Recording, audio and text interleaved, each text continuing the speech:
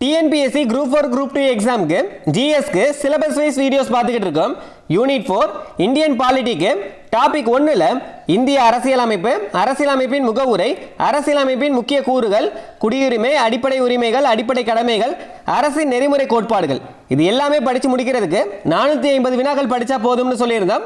இந்த 450 வினாக்களுக்கான வீடியோ ஏற்கனவே நம்ம பார்த்துட்டோம்.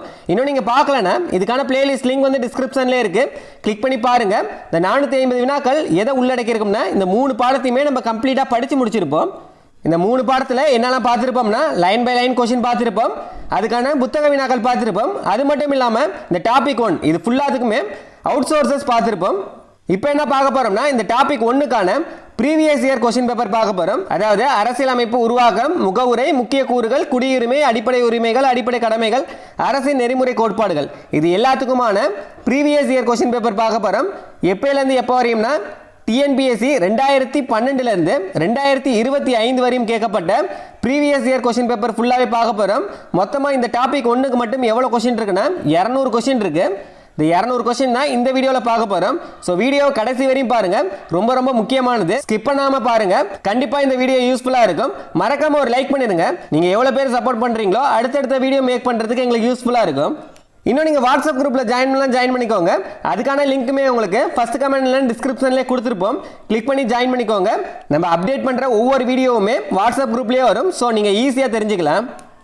அது மட்டும் இல்லாமல் நம்மக்கிட்ட எக்கனாமிக்ஸ்க்கான மெட்டீரியல்ஸ் இருக்குது.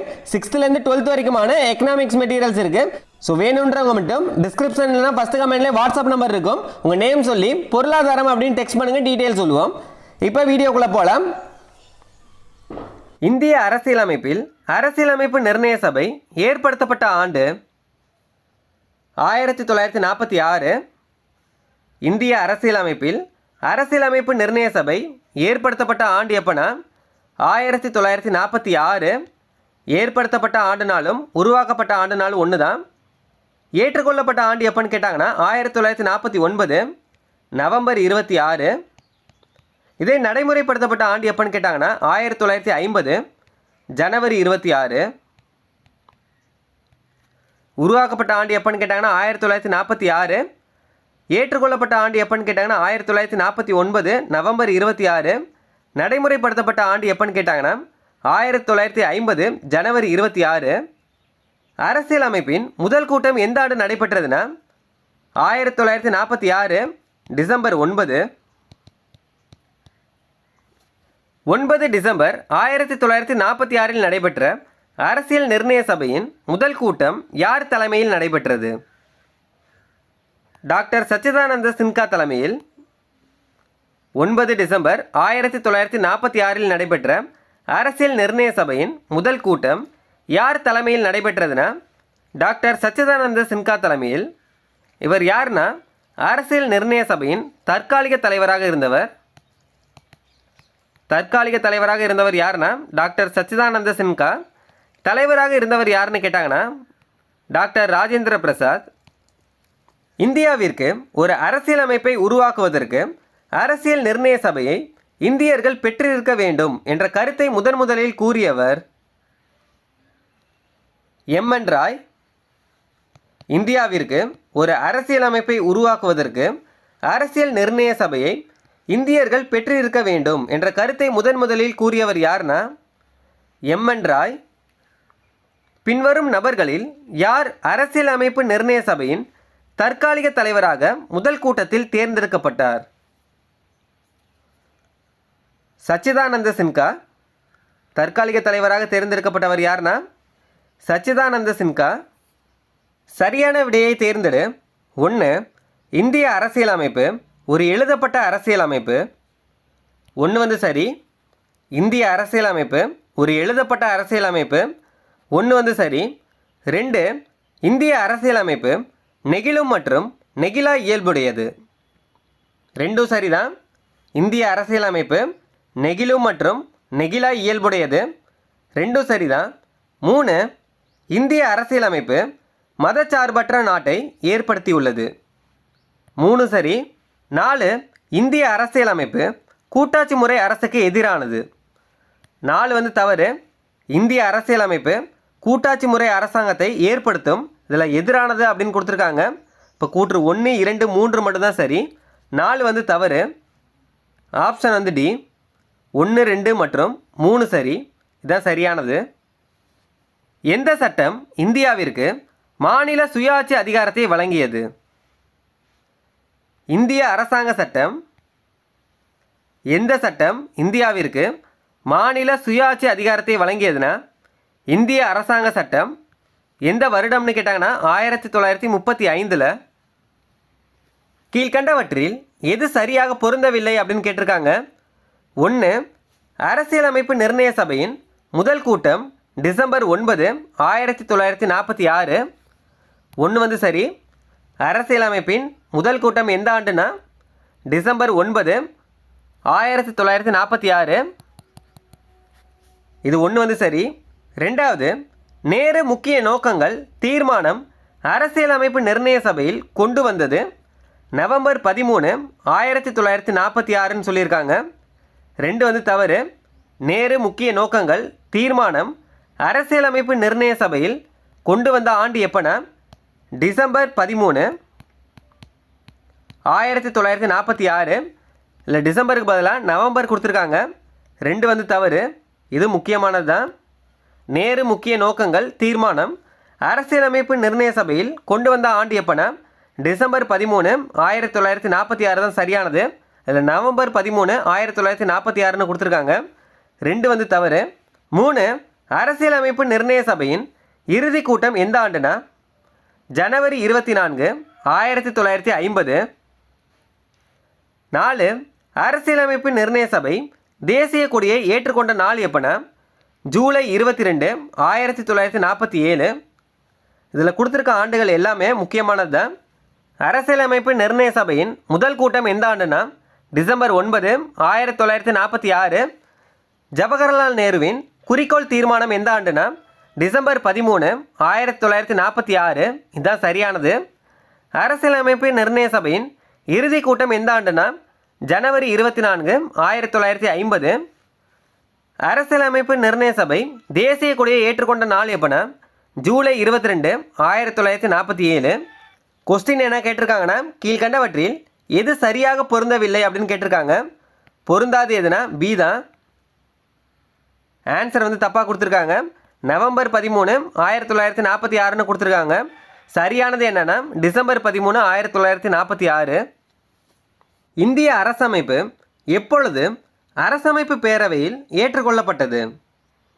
இந்திய அரசமைப்பு சட்டம் ஏற்றுக்கொள்ளப்பட்ட ஆண்டு தான் கேட்டிருக்காங்க. 1949 வருடம் நவம்பர் 26 தான் சரியானது. இந்திய அரசியலமைப்பு நிர்ணய சபையின் பேரவையின் தலைவராக செயல்பட்டவர் டாக்டர் ராஜேந்திர பிரசாத். இந்திய அரசியலமைப்பு நிர்ணய சபையின் பேரவையின் தலைவராக செயல்பட்டவர் யாருன்னா டாக்டர் ராஜேந்திர பிரசாத். டிசம்பர் 9, 1946 ஆண்டு இந்திய அரசியலமைப்பை வரையறை செய்ய, அதாவது எந்த தேர்வு மூலம் உருவாக்கப்பட்டது அப்படின்னு கேட்டிருக்காங்க. மறைமுக தேர்வு செய்யப்பட்ட அரசமைப்பு அவை. இதுதான் சரியானது. மறைமுக தேர்வு செய்யப்பட்ட அரசமைப்பு அவை, அதாவது மாகாண சபையால் மறைமுக தேர்தல் மூலம் உருவாக்கப்பட்டது. மாகாண சபையால் மறைமுக தேர்தல் மூலம் உருவாக்கப்பட்டது. எந்த சட்டம் 6 கமிஷனர்களை கொண்ட வாரியம் இந்திய விவகாரங்களை கவனித்து கொள்ள அரசர் நியமனம் செய்யலாம் என கூறியது? பிட் இந்திய சட்டம். எந்த ஆண்டுன்னு கேட்டாங்கன்னா 1784. பிட் இந்திய சட்டம்னா என்னென்னா பிரிட்டின் இந்திய சட்டம். பிட் இந்திய சட்டம்னா என்னென்னா பிரிட்டின் இந்திய சட்டம்.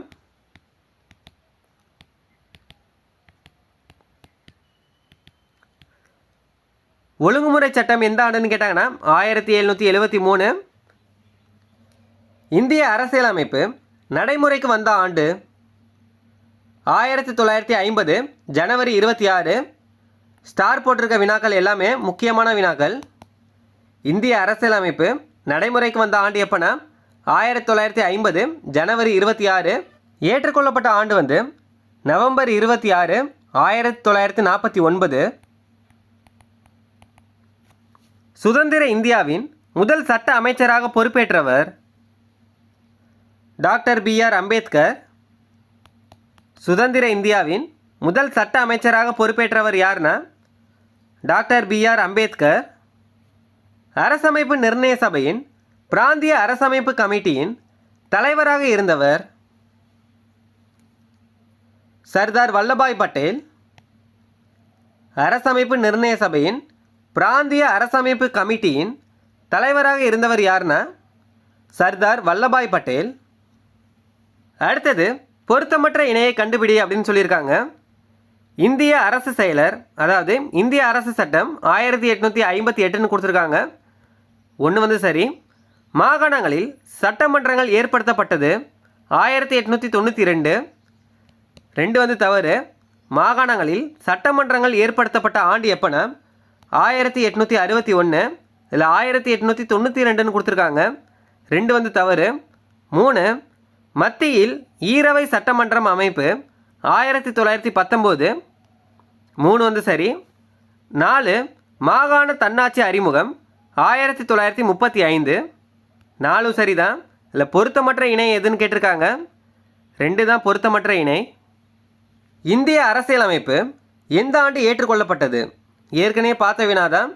நவம்பர் 26, 1949. இந்திய அரசியலமைப்பு முதல் மற்றும் முதன்மையாக ஒரு சமூக ஆவணமாகும் என கூறியவர்? கிரான்வில் ஆஸ்டின். இந்திய அரசியலமைப்பு முதல் மற்றும் முதன்மையாக ஒரு சமூக ஆவணமாகும் என கூறியவர் யாருன்னா கிரான்வில் ஆஸ்டின். அரசமைப்பு அவை முழுமையான இறையாண்மை வாய்ந்தது என்று எந்த சட்டம் கூறியது? 1947ஆம் ஆண்டின் இந்திய சுதந்திர சட்டம். அரசமைப்பு அவை முழுமையான இறையாண்மை வாய்ந்தது என்று எந்த சட்டம் கூறியதுன்னா 1947ஆம் ஆண்டின் இந்திய சுதந்திர சட்டம். இந்திய அரசியலமைப்பில் குறிக்கப்பட்டுள்ள இந்தியாவின் பெயர் என்னன்னு கேட்டிருக்காங்க. இந்தியா பாரதம். இதுதான் சரியானது. இந்திய அரசியலமைப்பில் குறிக்கப்பட்டுள்ள இந்தியாவின் பெயர் என்னன்னா இந்தியா மற்றும் பாரதம். இந்திய அரசமைப்பு நிர்ணய சபை முதல் கூட்டத்தின் தற்காலிக தலைவராக தேர்வு செய்யப்பட்டவர்? டாக்டர் சச்சிதானந்த சின்ஹா. இது ஏற்கனவே பார்த்துட்டோம். கீழ் காணப்படும் வாக்கியங்களை ஆராய்கன்னு கொடுத்துருக்காங்க. 1 கிரகண கோட்பாடு என்பது 26 ஜனவரி 1950க்கு முன் இயற்றப்பட்ட அரசியல் சாசன சட்டங்களை சாரும் அப்படின்னு கொடுத்துருக்காங்க. 1 சரி. கிரகண கோட்பாடு என்பது 26 ஜனவரி 1950க்கு முன் இயற்றப்பட்ட அரசியல் சாசன சட்டங்களை சாரும் அப்படின்னு சொல்லியிருக்காங்க. 1 சரிதான். 2 அரசியல் சாசனம் வந்த பிறகு முன்னுள்ள சட்டங்களின் மீது ஒரு நிழல் பட்டு கிரகண கோட்பாட்டின் கீழ் வந்து விடுகின்றன, ஏனெனில் இது அரசியல் அமைப்பிற்கு ஒத்து போகாதது அப்படின்னு சொல்லியிருக்காங்க. 2 சரிதான். அரசியல் சாசனம் வந்த பிறகு முன்னுள்ள சட்டங்களின் மீது ஒரு நிழல் பட்டு கிரகண கோட்பாட்டின் கீழ் வந்து விடுகின்றன, ஏனெனில் இது அரசியல் அமைப்பிற்கு ஒத்து போகாதது. 2 சரிதான். 3 விதி 13(1) மற்றும் 13(2) கீழ் உள்ள அனைத்து சட்டங்களும் அரசியல் சாசனத்திற்கு முன்பாகவே உள்ள சட்டங்களாகும். 3 தவறு. விதி 13(1) மட்டும்தான் அரசியல் சாசனத்திற்கு முந்தைய சட்டம். விதி 13(2) அரசியல் சாசனத்திற்கு பிந்தைய சட்டம். இதில் அனைத்து சட்டங்களுமே முன்பாக உள்ளது அப்படின்னு சொல்லியிருக்காங்க. இப்போ 3 தவறு. 1, 2 மட்டும்தான் சரி. 3 தவறு. 1 மற்றும் 2 சரி. ஆப்ஷன் ஏ இதுதான் சரியானது. இந்திய அரசியலமைப்பை உருவாக்க வரைவு குழு எடுத்துக்கொண்ட காலம் 2 ஆண்டுகள் 11 மாதம் 18 நாட்கள். இந்திய அரசியலமைப்பை உருவாக்க வரைவு குழு எடுத்துக்கொண்ட காலம் எத்தனை ஆண்டுகள்னா 2 ஆண்டுகள் 11 மாதம் 18 நாட்கள். டாக்டர் சச்சிதானந்த சின்ஹாவை பற்றிய சரியான கூற்றை தேர்ந்தெடுக்கவும் அப்படின்னு கொடுத்துருக்காங்க. அவர் அரசியலமைப்பு நிர்ணய சபையின் உறுப்பினராக தேர்ந்தெடுக்கப்பட்டவர். அரசியலமைப்பு நிர்ணய சபையின் தற்காலிக தலைவராக தேர்ந்தெடுக்கப்பட்டார். அவர் அரசியலமைப்பு நிர்ணய சபையின் தலைவராக தேர்ந்தெடுக்கப்பட்டார். இதில் எது சரியானதுன்னு கேட்டிருக்காங்க. அரசியலமைப்பு நிர்ணய சபையின் தற்காலிக தலைவராக தேர்ந்தெடுக்கப்பட்டார். இதுதான் சரியானது. அரசியலமைப்பு நிர்ணய சபையின் அவைக்குழுவை தலைமையேற்றவர் பி. பட்டாபி சீதாராமையா. அரசியலமைப்பு நிர்ணய சபையின் அவைக்குழுவை தலைமையேற்றவர் யார்னா பி. பட்டாபி சீதாராமையா. இந்திய அரசியலமைப்பு வரைவு குழுவின் தலைவர் யார்? Doctor B.R. அம்பேத்கர். இந்திய அரசியலமைப்பு வரைவு குழுவின் தலைவர் யார்னா டாக்டர் B.R. அம்பேத்கர். இந்திய அரசியலமைப்பு நிர்ணய சபை எந்நாளில் குறிக்கோள்கள் அடங்கிய தீர்மானத்தை ஏற்றுக்கொண்டது? ஜனவரி 22, 1947 இந்திய அரசியலமைப்பு குறிக்கோள்கள் அடங்கிய தீர்மானத்தை ஏற்றுக்கொண்ட ஆண்டு எப்பனா ஜனவரி 22, 1947. இந்திய அரசியலமைப்பு நிர்ணய சபையின் வாக்கியத்தை கவனிக்கவும். கீழே குறிக்கப்பட்டுள்ள வாக்கியங்களில் எவை சரியானது அப்படின்னு கேட்டிருக்காங்க. 1. மகாத்மா காந்தி இந்திய அரசியலமைப்பு நிர்ணய சபையின் உறுப்பினர் அல்லர். இது சரிதான். மகாத்மா காந்தி இந்திய அரசியலமைப்பு நிர்ணய சபையின் உறுப்பினர் இல்லை தான். 1 சரி. 2. அரசியல் நிர்ணய சபையின் தலைவராக டாக்டர் ராஜேந்திர பிரசாத் டிசம்பர் 11, 1946 தேர்ந்தெடுக்கப்பட்டார். 2 சரிதான். அரசியலமைப்பு நிர்ணய சபையின் தலைவர் டாக்டர் ராஜேந்திர பிரசாத் எப்போ தேர்ந்தெடுக்கப்பட்டார்னா டிசம்பர் 11, 1946. 3. அரசியல் நிர்ணய சபை கேபினட் மிஷன் தீர்மானத்தால் உருவாக்கப்பட்டது. 3 சரிதான். அரசியல் நிர்ணய சபை கேபினட் மிஷன் தீர்மானத்தால் உருவாக்கப்பட்டது. 3 சரிதான். 4. தேசிய கொடியை மட்டும் அரசியல் நிர்ணய சபை ஏற்றுக்கொண்டு தேசிய கீதத்தை ஏற்றுக்கொள்ளவில்லை. 4 தவறு. தேசிய கொடி மற்றும் தேசிய கீதம் இந்த ரெண்டுத்தையுமே அரசியல் நிர்ணய சபை ஏற்றுக்கொண்டது. இல்லை ஏற்றுக்கொள்ளவில்லை அப்படின்னு கொடுத்துருக்காங்க. 1, 2, 3 தான் சரி. 4 தவறு. ஆப்ஷன் பி 1, 2 மற்றும் 3 சரி.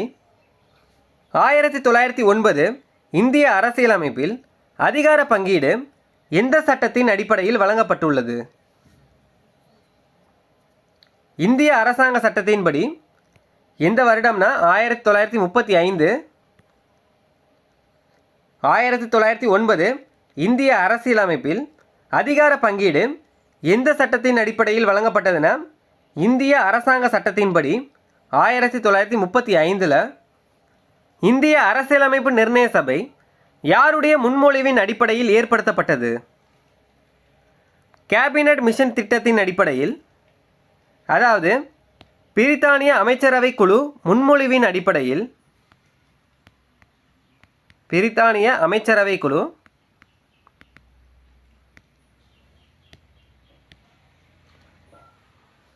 இந்திய அரசியலமைப்பை உருவாக்க அரசியல் நிர்ணய சபை எடுத்துக்கொண்ட காலம் 1946 முதல் 1949. 1946 டிசம்பர் 9 முதல் 1949 நவம்பர் 26 வரை. இது உருவாக்க எடுத்துக்கொண்ட காலம் தான். இது உருவாக்க ஆன செலவு கேட்டாங்கன்னா 64 லட்சம்.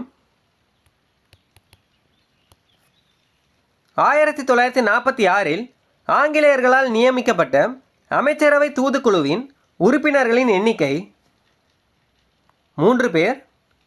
1946 ஆங்கிலேயர்களால் நியமிக்கப்பட்ட அமைச்சரவை தூதுக்குழுவின் உறுப்பினர்களின் எண்ணிக்கை எத்தனைனா 3 பேர். இந்திய அரசியலமைப்பில் எத்தனை உறுப்பினர்கள் கையெழுத்திட்டார்கள்? 284 உறுப்பினர்கள். இந்திய அரசியலமைப்பில் எத்தனை உறுப்பினர்கள் கையெழுத்திட்டார்கள்னா 284 உறுப்பினர்கள். இந்திய அரசியலமைப்பு நிர்ணய சபையின் நிரந்தர தலைவர் எந்த ஆண்டு தேர்ந்தெடுக்கப்பட்டார்? 1946 தலைவர் யாருன்னா டாக்டர் ராஜேந்திர பிரசாத். இந்திய அரசமைப்பு சட்டமானது பிற அரசமைப்பு சட்டங்களில் இருந்து சூறையாடி செய்யப்பட்டது என கூறியவர் டாக்டர் B.R. அம்பேத்கர். கீழ்கண்டவற்றில் எவர் வரைவு குழுவில் உறுப்பினராக இடம்பெறவில்லை அப்படின்னு கேட்டிருக்காங்க. KM முன்ஷி, அல்லாடி கிருஷ்ணசாமி ஐயர், பட்டாபி சீதாராமையா, கிருஷ்ணமாச்சாரி. இந்த 4 பேர்த்தில் யார் உறுப்பினர் இல்லை அப்படின்னு கேட்டிருக்காங்க. அதாவது வரைவு குழுவின் உறுப்பினர் இல்லை அப்படின்னு கேட்டிருக்காங்க. யார் இல்லைன்னா பட்டாபி சீதாராமையா, இவங்க தான் வரைவு குழுவில் இல்லை. அரசியலமைப்பு சட்டத்தை இயற்றுவதற்கு அரசியலமைப்பு நிர்ணய சபை எடுத்துக்கொண்ட கால அளவு. இந்த கொஸ்டின் வந்து ஏற்கனவே பார்த்துட்டோம். 2 வருடங்கள், 11 மாதங்கள், 18 நாட்கள். சரியானதை தேர்ந்தெடு. அரசியலமைப்பு சட்டம் என்பது சட்டமன்றங்களால் உருவாக்கப்படுவதல்ல, மாறாக அம்மன்றங்களுக்கான ஆதார மூலமாகும், அதாவது அதிகார மூலமாகும். 1 வந்து சரி. அரசியலமைப்பு சட்டம் என்பது சட்டமன்றங்களால் உருவாக்கப்படுவதல்ல, மாறாக அம்மன்றங்களுக்கான ஆதார மூலங்களாகும் அப்படின்னு சொல்லியிருக்காங்க. 1 வந்து சரிதான். 2, வரன்முறைப்படுத்தப்பட்ட அரசாங்கம் என்பதன் மீதான நம்பிக்கை அரசியலமைப்பு சட்டத்திலிருந்து முழு முகில் தெளிகிறது அப்படின்னு சொல்லியிருக்காங்க. என்னன்னா, ஒழுங்குபடுத்தப்பட்ட அரசாங்கம் என்பதன் மீதான நம்பிக்கை அரசியலமைப்பு சட்டத்திலிருந்து முழுமையாக வெளிப்படுகிறது அப்படின்னு சொல்லியிருக்காங்க. 2ம் சரிதான். ஒழுங்குபடுத்தப்பட்ட அரசாங்கத்தின் மீதான நம்பிக்கை அரசியலமைப்பு சட்டத்திலிருந்து முழுமையாக வெளிப்படுகிறது அப்படின்னு சொல்லியிருக்காங்க. இல்லை 2மே சரிதான். 1 சரி, 2 சரி. ஆப்ஷன் வந்து சி, 1 மற்றும் 2 சரி. இந்திய அரசியலமைப்பு பற்றி கீழ்கண்டவற்றுள் எது உண்மை அப்படின்னு கேட்டிருக்காங்க. அதாவது எது சரியானது அப்படின்னு கேட்டிருக்காங்க. நவம்பர் 26, 1949 ஏற்றுக்கொள்ளப்பட்டு ஜனவரி 26, 1950 சட்டமாக்கப்பட்டது. ஃபஸ்ட்டு இதே சரிதான். இந்த கொஸ்டினுக்கான ஆன்சர் வந்து ஏ தான். ஏற்றுக்கொள்ளப்பட்ட ஆண்டு வந்து நவம்பர் 26, 1949. நடைமுறைப்படுத்தப்பட்ட ஆண்டு வந்து ஜனவரி 26, 1950. அது ஃபஸ்ட் ஆப்ஷன்லேயே கொடுத்துட்டாங்க. இதுதான் சரியானது. 2வது என்ன சொல்லியிருக்காங்கன்னு பாருங்கள். ஜனவரி 26, 1949 ஏற்றுக்கொள்ளப்பட்டது அப்படின்னு சொல்லியிருக்காங்க. இது தப்பு தான். 3வது பாருங்கள், ஜனவரி 26, 1950 ஏற்றுக்கொள்ளப்பட்டதுன்னு சொல்லியிருக்காங்க. தப்பு தான். 4வது நவம்பர் 26, 1950ன்னு கொடுத்துருக்காங்க. 3 ஆப்ஷனுமே தவறு தான். ஃபஸ்ட் ஆப்ஷன் மட்டும்தான் சரியானது. அடுத்தது பொறுத்துக. அரசியல் நிர்ணய சபையின் முதல் கூட்டம் 9 டிசம்பர் 1946. வரைவு குழு உருவாக்கப்பட்ட தேதி 29 ஆகஸ்ட் 1947. வரைவு குழு உருவாக்கப்பட்ட தேதி எப்போனா 29 ஆகஸ்ட் 1947. மாநிலங்களவையின் முதல் கூட்டத்தொடர் 13 மே 1952. குடியரசு தினம் 26 ஜனவரி 1950.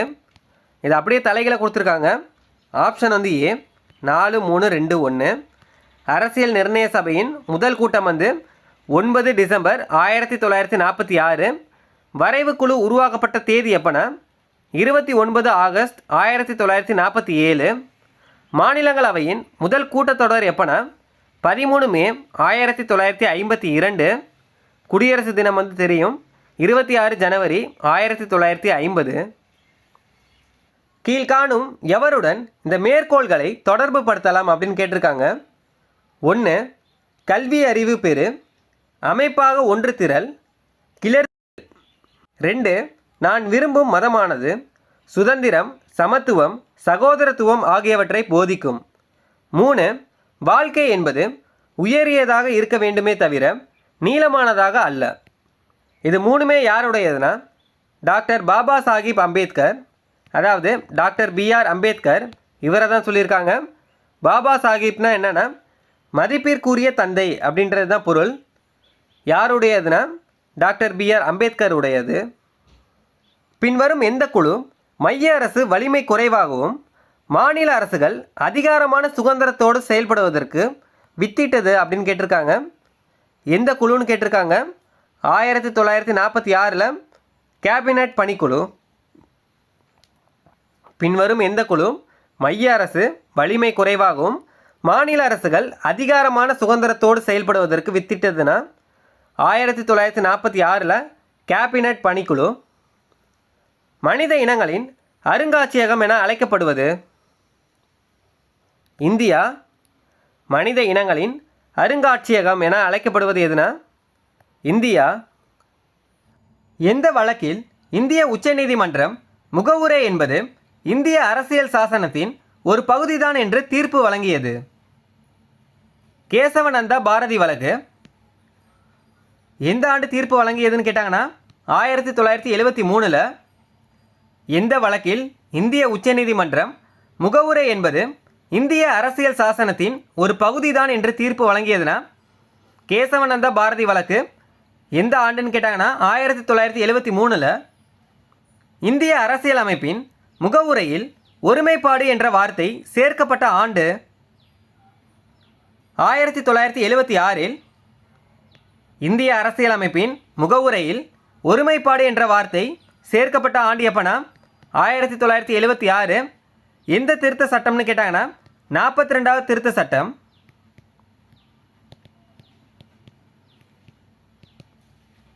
முகவுரையின் நோக்க தீர்மானத்தை யார் கொண்டு வந்தது? ஜவஹர்லால் நேரு. முகவுரையின் நோக்க தீர்மானத்தை யார் கொண்டு வந்ததுன்னா ஜவஹர்லால் நேரு. இந்திய அரசியலமைப்பின் முகவுரையில் குறிப்பிடப்பட்டுள்ள 4 குறிக்கோள்கள் என்னன்னு கேட்டிருக்காங்க. நீதி, தன்னுரிமை, சமன்மை மற்றும் உடன்பிறப்புரிமை. இதான் இந்த 4 குறிக்கோள்கள். இந்திய அரசியலமைப்பின் முகவுரையில் குறிப்பிடப்பட்டுள்ள 4 குறிக்கோள்கள் எதுனா நீதி, தன்னுரிமை, சமன்மை மற்றும் உடன்பிறப்புரிமை. அரசியலமைப்பின் முகவுரையில் குறிப்பிடப்பட்டுள்ள கொள்கைகளின் சரியான வரிசை எதுன்னு கேட்டிருக்காங்க. இல்லை, சரியான வரிசை எதுனா இறையாண்மை, சமதர்மம், சமய சார்பற்ற மக்களாட்சி, குடியரசு. இதுதான் சரியானது. இறையாண்மை, சமதர்மம், சமய சார்பற்ற மக்களாட்சி, குடியரசு.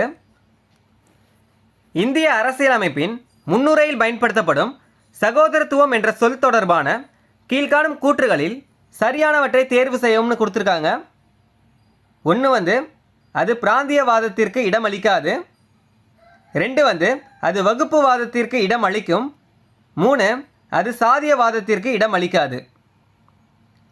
அது பிராந்தியவாதத்திற்கு இடமளிக்காது. 1 சரிதான். 2 அது வகுப்புவாதத்திற்கு இடமளிக்கும் அப்படின்னு கொடுத்துருக்காங்க. இது தவறு. வகுப்புவாதத்திற்கு இடம் அளிக்காது. இல்லை, வகுப்புவாதத்திற்கு இடம் அளிக்கும்னு கொடுத்துருக்காங்க. 2 தவறு. 3 அது சாதியவாதத்திற்கு இடம் அளிக்காது. 3 சரி. இல்லை, ஏவும் சியும் தான் சரி. ஆப்ஷன் ஏ மற்றும் சி சரி. 1976ஆம் ஆண்டு இந்திய அரசியலமைப்பின் முகவுரையில் சமய சார்பற்ற என்ற வார்த்தை எத்தனையாவது அரசியலமைப்பு சட்ட திருத்தத்தின்படி சேர்க்கப்பட்டது அப்படின்னு கேட்டிருக்காங்க. 42வது அரசியலமைப்பு சட்ட திருத்தத்தின்படி சமய சார்பற்றனா மத சார்பின்மை ரெண்டுமே ஒன்று தான். இந்த 42வது அரசியலமைப்பு சட்ட திருத்தத்தில் எதெல்லாம் சேர்க்கப்பட்டதுன்னா சமய சார்பற்ற, சமதர்மம், ஒருமைப்பாடு, இது எல்லாமே வரும். கேசவநந்த பாரதி வழக்கில் உச்சநீதிமன்றம் வழங்கிய தீர்ப்பின் சாராம்சமாக கீழ்கண்ட கூற்றுகளில் எது சரியானது அப்படின்னு கேட்டிருக்காங்க. 1 இந்திய அரசியலமைப்பு சட்டத்தின் முகவுரை அவ்வரசியலமைப்பு சட்டத்தின் ஒரு அங்கம் அல்ல அப்படின்னு கொடுத்துருக்காங்க. 1 தவறு. இந்திய அரசியலமைப்பு சட்டத்தின் முகவுரை அவ்வரசியலமைப்பின் ஒரு பகுதி அப்படின்னு சொல்லியிருப்பாங்க. இதில் அங்கம் அல்ல அப்படின்னு கொடுத்துருக்காங்க. 1 தவறு. 2 இந்திய அரசியலமைப்பு சட்டத்தின் முகவுரை அதிகாரத்தின் தோற்றுவாயாகவும் அதிகாரத்தை கட்டுப்படுத்தும் வரம்பிற்கு உட்பட்டதாகவும் உருவாக்கப்பட்டது அப்படின்னு சொல்லியிருக்காங்க. 2 சரி. இந்திய அரசியலமைப்பு சட்டத்தின் முகவுரை அதிகாரத்தின் தோற்றுவாயாகவும் அதிகாரத்தை கட்டுப்படுத்தும் வரம்பிற்கு உட்பட்டதாகவும் உருவாக்கப்பட்டது. 2 சரி. 3 முகவுரை என்பது இந்திய அரசியலமைப்பு சட்டத்தின் ஒருங்கிணைந்த பகுதியாகும். 3 சரிதான். இதில் சரியான கூற்று எதுன்னு தான் கேட்டிருக்காங்க. 1 தவறு. 2, 3 சரி. Option D. 2 மற்றும் 3 சரி. கீழ்காணும் சொற்கள் முகப்புரையில் எந்த வரிசையில் இடம்பெற்றுள்ளன அப்படின்னு கேட்டிருக்காங்க. அதாவது சரியான வரிசை எதுன்னு கேட்டிருக்காங்க. முன்னாடி பார்த்தது தான். இறையாண்மை ஃபஸ்ட்டு, இறையாண்மை, சமதர்மம், சமய சார்பற்ற அல்லது மத சார்பின்மை, மக்களாட்சி, குடியரசு. இதுதான் சரியான வரிசை. Option A. 3, 2, 4, 1, 5. எந்த ஆண்டு இந்திய அரசியலமைப்பின் முகப்புரை திருத்தம் செய்யப்பட்டது? 1976 எந்த ஆண்டு இந்திய அரசியலமைப்பின் முகப்புரை திருத்தம் செய்யப்பட்டதுன்னா 1976. கீழ் குறிப்பிடப்பட்டவர்களுள் இந்திய அரசியலமைப்பின் முன்னுரை தான் அரசியலமைப்பின் முக்கிய குறிப்பு என்று கூறியது யார்? Ernest Parker. கீழ் குறிப்பிடப்பட்டவர்களுள் இந்திய அரசியலமைப்பின் முன்னுரை தான் அரசியலமைப்பின் முக்கிய குறிப்பு என்று கூறியது யார்னா எர்னஸ்ட் பார்க்கர். எந்த கருத்தியல் இந்தியாவின் ஒற்றுமையை பாதுகாக்கும்னு கேட்டிருக்காங்க? சமய சார்பின்மை. எந்த கருத்தியல் இந்தியாவின் ஒற்றுமையை பாதுகாக்கும்னா சமய சார்பின்மை. சரியான கூற்றை தேர்வு செய்க. 1. சமய சார்பின்மை என்பது இந்திய அரசியலமைப்பின் ஒரு அங்கமாகும். 1 சரி. சமய சார்பின்மை என்பது இந்திய அரசியலமைப்பின் ஒரு அங்கமாகும். 1 சரி. 2. ஒரு சமயம் சார்ந்த குழு மற்றொரு குழுவின் மீது ஆதிக்கம் செலுத்துதல். 2 தவறு. ஒரு சமயம் சார்ந்த குழு மற்றொரு குழுவின் மீது ஆதிக்கம் செலுத்துது அப்படின்னு சொல்லியிருக்காங்க. இங்கே எந்த ஒரு சமயமும் ஆதிக்கம் செலுத்தலை இல்லை செலுத்துதுன்னு சொல்லியிருக்காங்க. 2 தவறு. 3. எந்த சமயத்தையும் பின்பற்ற அரசு அனுமதி அளித்தல். 3 சரி. 4. சமய விவகாரங்களில் அரசு நடுநிலைமை கொண்டிருத்தல். 4 சரிதான். Option D. 1, 3 மற்றும் 4 சரி. 2 மட்டும் தவறு. இல்லை சரியான கூற்று எதுன்னு தான் கேட்டிருக்காங்க. 1976 ஆண்டில் அரசியல் சாசன திருத்த சட்டம் மூலம் முகவுரையில் திருத்தம் செய்யப்பட்டு டேஸ் டேஸ் மற்றும் டேஸ் என்ற சொற்றொடர்களை சேர்க்கப்பட்டுள்ளது அப்படின்னு கேட்டிருக்காங்க. இல்லை சேர்க்கப்பட்டது எதுனா சமதர்மம், மதச்சார்பின்மை, ஒருமைப்பாடு இதான் சேர்க்கப்பட்டது. 1976 எதெல்லாம் சேர்க்கப்பட்டதுன்னா சமதர்மம், மதச்சார்பின்மை அல்லது சமய சார்பின்மை, ஒருமைப்பாடு இது 3 தான் சேர்க்கப்பட்டது. சமய சார்பின்மை என்னும் சொல் எந்த மொழியிலிருந்து வந்தது? லத்தீன் மொழியிலிருந்து வந்தது. சமய சார்பின்மை என்னும் சொல் எந்த மொழியிலிருந்து வந்ததுன்னா லத்தீன் மொழியிலிருந்து வந்தது. பின்வருவனவற்றில் எது மாநிலத்தின் இன்றியமையாத பண்பாகும்? இறையாண்மை. பின்வருவனவற்றில் எது மாநிலத்தின் இன்றியமையாத பண்புன்னு கேட்டிருக்காங்க? இறையாண்மை. அரசியலமைப்பு முகவுரையில் மதச்சார்பின்மை மற்றும் சமதர்மம் என்ற சொற்களை அறிமுகப்படுத்திய அரசியலமைப்பு திருத்த சட்டம் 42வது திருத்த சட்டம். அரசியலமைப்பு முகவுரையில் மதச்சார்பின்மை மற்றும் சமதர்மம் என்ற சொற்களை அறிமுகப்படுத்திய அரசியலமைப்பு திருத்த சட்டம் எதுனா 42வது திருத்த சட்டம். சுதந்திரம், சமத்துவம், சகோதரத்துவம் என்ற முழக்கங்கள் இந்திய அரசியலமைப்பின் முகவுரையில் முக்கியத்துவம் தரப்பட்டுள்ளது. இவை எந்த புரட்சியின் முழக்கங்கள் அப்படின்னு கேட்டிருக்காங்க? பிரெஞ்சு புரட்சியின் முழக்கங்கள். சுதந்திரம், சமத்துவம், சகோதரத்துவம் என்ற முழக்கங்கள் இந்திய அரசியலமைப்பின் முகவுரையில் முக்கியத்துவம் தரப்பட்டுள்ளது. இது எந்த புரட்சியின் முழக்கங்கள்னா பிரெஞ்சு புரட்சியின் முழக்கங்கள். பிரெஞ்சு புரட்சி எந்த ஆண்டு ஏற்பட்டது அப்படின்னு கேட்டாங்கன்னா 1789. இந்திய அரசியலமைப்பின் எந்த சட்ட திருத்தம் முகப்புரையில் மாற்றம் செய்துள்ளது? 42வது சட்ட திருத்தம். இந்திய அரசியலமைப்பின் எந்த சட்ட திருத்தம் முகப்புரையில் மாற்றம் செய்துள்ளதுன்னு கேட்டிருக்காங்க? 42வது சட்ட திருத்தம். நீதி புனராய்வுக்கு அப்பாற்பட்டது எதுன்னு கேட்டிருக்காங்க? நீதி புனராய்வுக்கு அப்பாற்பட்டது எதுன்னு கேட்டிருக்காங்க? இல்லை அப்பாற்பட்டது எதுனா முகப்புரை. ஏன்னா முகப்புரை ஒரு பகுதியாக இருந்தாலும் நீதிமன்றத்தில் அமல்படுத்த முடியாது. அது வழிகாட்டும் கொள்கையாக தான் இருக்குது. மதச்சார்பின்மை என்ற வார்த்தை அரசியலமைப்பு சட்டத்தின் முகப்பு வரியில் இணைக்கப்பட்டதற்கு முன்னரே உச்சநீதிமன்றம் மதச்சார்பின்மை அரசியலமைப்பு சட்டத்தின் அடிப்படை கூறுகளில் ஒன்றுதான் என்று கூறிய ஆண்டு எப்பன்னு கேட்டிருக்காங்க? 1973 சொல்லிட்டாங்க. மதச்சார்பின்மை அரசியலமைப்பு சட்டத்தின் அடிப்படை கூறுகளில் ஒன்று என்று கூறிய ஆண்டு எப்பனா 1973. இந்தியா ஒரு சமய சார்பற்ற நாடு. இந்தியா ஒரு சமய சார்பற்ற நாடு. அரசியலமைப்பு அவை முழுமையான இறையாண்மை வாய்ந்தது என்று எந்த சட்டம் கூறியது? 1947ஆம் ஆண்டின் இந்திய சுதந்திர சட்டம் அரசமைப்பு அவை முழுமையான இறையாண்மை வாய்ந்தது என்று எந்த சட்டம் கூறியதுனா 1947ஆம் ஆண்டின் இந்திய சுதந்திர சட்டம். இந்திய அரசியலமைப்பின் சமய சார்பற்ற வார்த்தையின் அர்த்தம் என்னன்னு கேட்டிருக்காங்க. இந்திய அரசியலமைப்பின் சமய சார்பற்ற வார்த்தையின் அர்த்தம் என்னன்னு கேட்டிருக்காங்க. 1 அரசு அனைத்து மதங்களை காக்கின்றது. 1 சரி. அரசு அனைத்து மதங்களையும் காக்கிறது. 1 சரி. 2 எந்த அரசும் எந்த மதத்தையும் தனியாக உயர்த்தக்கூடாது.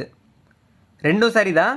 எந்த அரசும் எந்த மதத்தையும் தனியாக உயர்த்தக்கூடாது. 2 சரிதான்.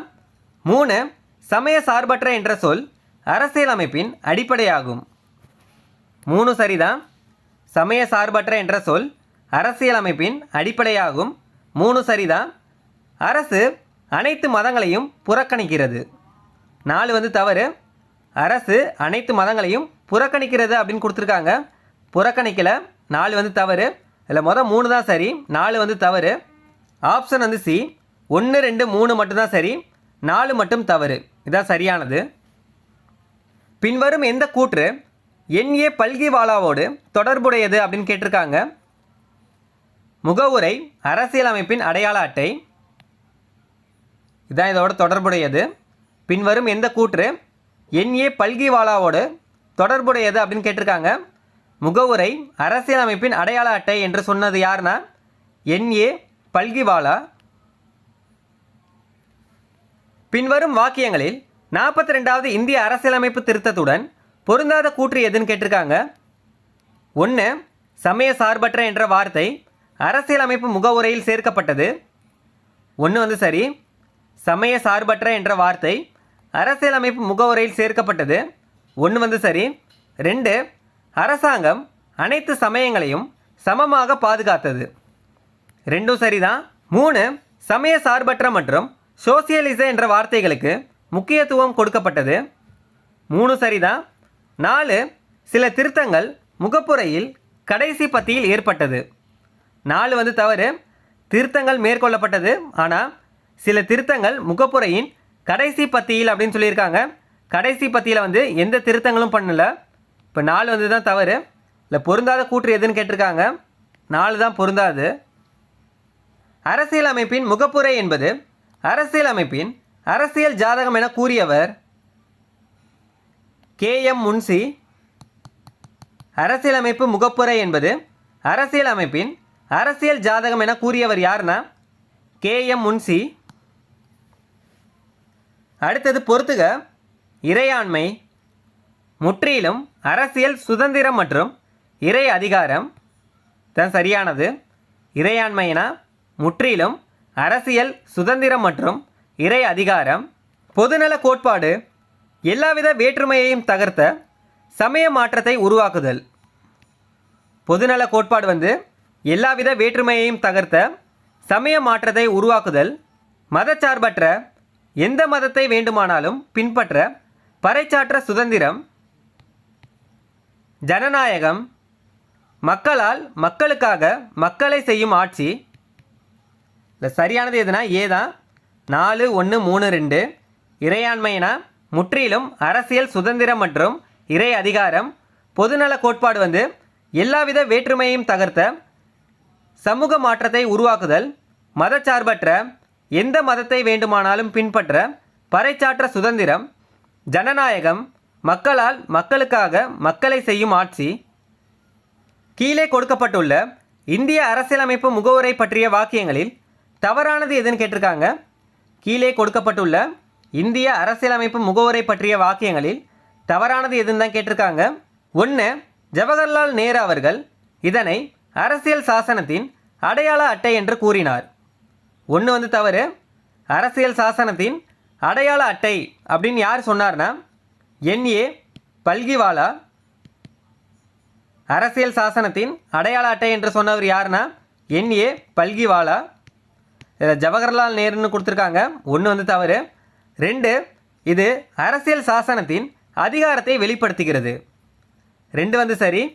3 இந்திய நாட்டின் தன்மையை வெளிப்படுத்துகிறது. 3 சரிதான்.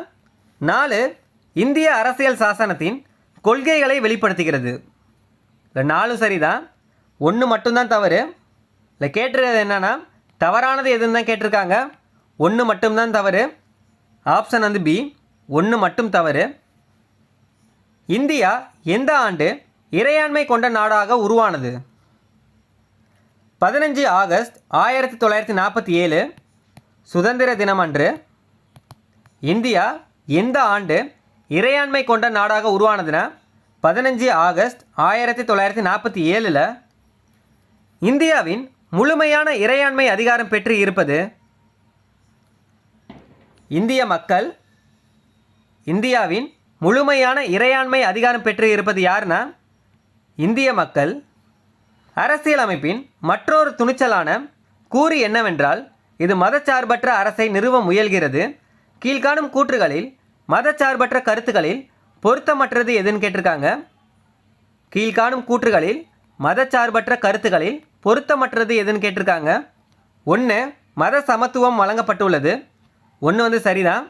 மத சமத்துவம் வழங்கப்பட்டுள்ளது. 1 சரி. 2 சிறுபான்மையினரின் பண்பாட்டு பாரம்பரியம் பாதுகாக்கப்பட்டுள்ளது. 2 சரிதான். 3 தீண்டாமை ஒழிக்கப்பட்டது. 3 சரி. 4 அதன் சில கருத்துக்கள் நாட்டின் இறையாண்மைக்கு எதிரானது. 4 வந்து தான் தவறானது.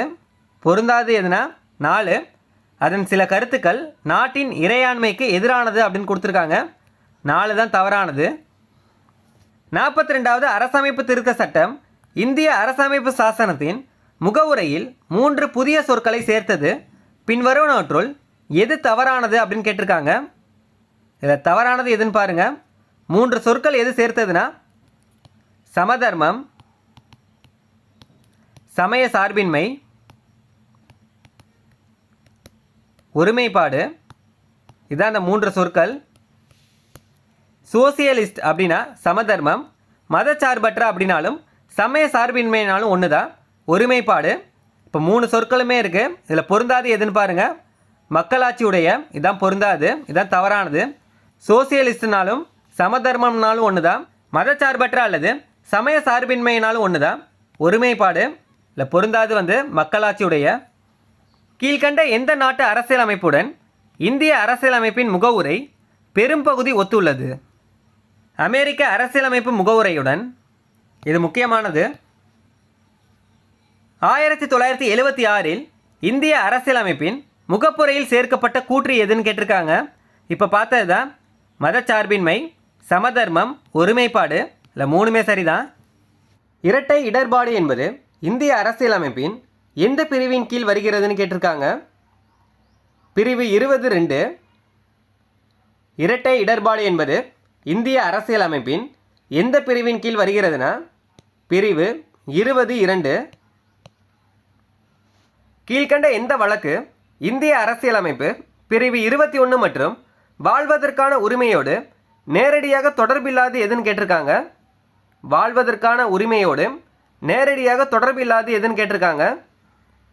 எக்ஸ்பிரஸ் செய்தித்தாள்கள் எதிர் இந்திய ஒன்றியம் தான் இதுக்கு சரியானது. எக்ஸ்பிரஸ் செய்தித்தாள்கள் எதிர் இந்திய ஒன்றியம். டாக்டர் அம்பேத்கரின் கருத்துப்படி எந்த பிரிவு இந்திய அரசியலமைப்பின் இதயம் மற்றும் ஆன்மா ஆகும்? விதி 32.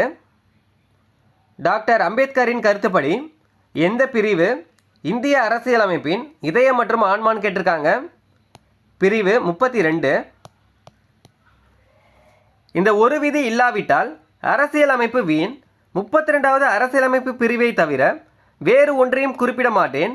இவ்விதிதான் இந்திய அரசியலமைப்பின் ஆன்மாவாகவும் இதயமாகவும் விளங்குகிறது என்று கூறியவர் யாருன்னு கேட்டிருக்காங்க. Doctor BR Ambedkar. எந்த அரசியலமைப்பு பிரிவு சிறுபான்மையினர் கல்வி நிறுவனங்களை நிர்வகிக்கும் உரிமை அளிக்கிறது?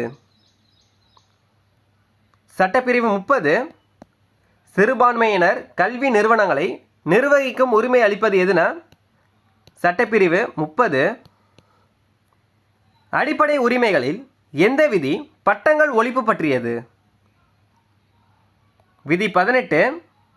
அடிப்படை உரிமைகளில் எந்த பிரிவு பட்டங்கள் ஒழிப்பு பற்றியதுனா பிரிவு 18. பிரிவு 4 விதி 4 ஒன்று தான். இந்திய அரசியலமைப்பில் காணப்படும் அடிப்படை உரிமைகள் எத்தனை பகுதிகளாக பிரிக்கப்பட்டுள்ளது? 6 பகுதிகளாக. இந்திய அரசியலமைப்பில் காணப்படும் அடிப்படை உரிமைகள் எத்தனை பகுதிகளாக பிரிக்கப்பட்டுள்ளதுன்னா 6 பகுதிகளாக. என்னென்னா சமத்துவ உரிமை, சுதந்திர உரிமை, சுரண்டலுக்கு எதிரான உரிமை, சமயசார்பு உரிமை, கலாச்சார உரிமை, கலாச்சார மற்றும் கல்வி உரிமை. 6 அரசியலமைப்புக்கு உட்பட்டு தீர்வு காணும் உரிமை.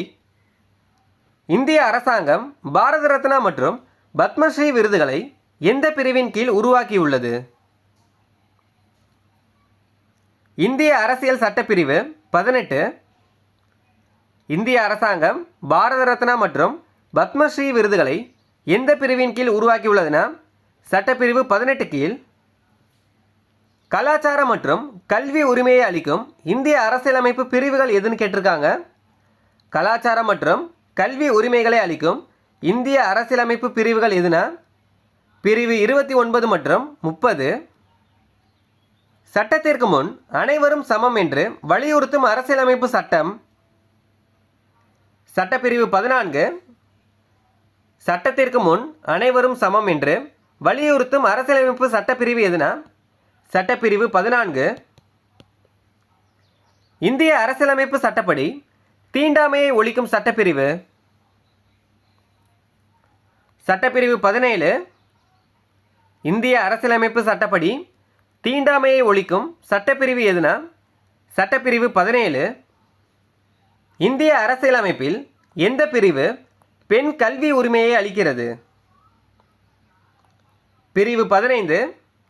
பெண் கல்வி உரிமையை அளிக்கும் சட்டப்பிரிவு எதுனா பிரிவு 15. தவறாக ஒருவர் காவலில் வைக்கப்பட்டால் அவரை விடுதலை செய்ய எவ்வகையான நீதி பேராணையை நீதிமன்றம் பயன்படுத்துகிறது?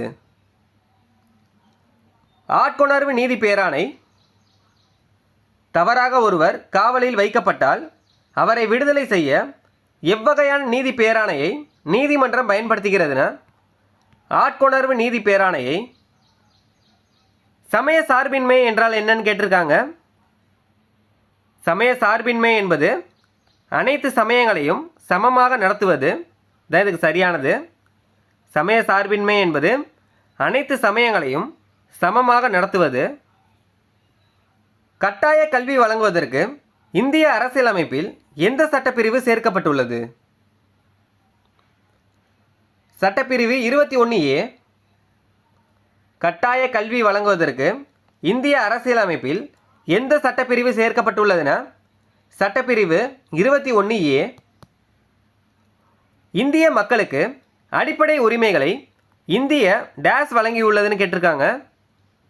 அரசியலமைப்பு இந்திய மக்களுக்கு அடிப்படை உரிமைகளை இந்திய அரசியலமைப்பு வழங்கியுள்ளது. இந்திய அரசியலமைப்பு சட்டத்தின் 21 மற்றும் 21A ஆகிய பிரிவுகள் கீழ்கண்ட எந்த உரிமைகளை பேணுவதற்கு உத்தரவாதம் அளிக்கின்றன அப்படின்னு கேட்டிருக்காங்க. 1.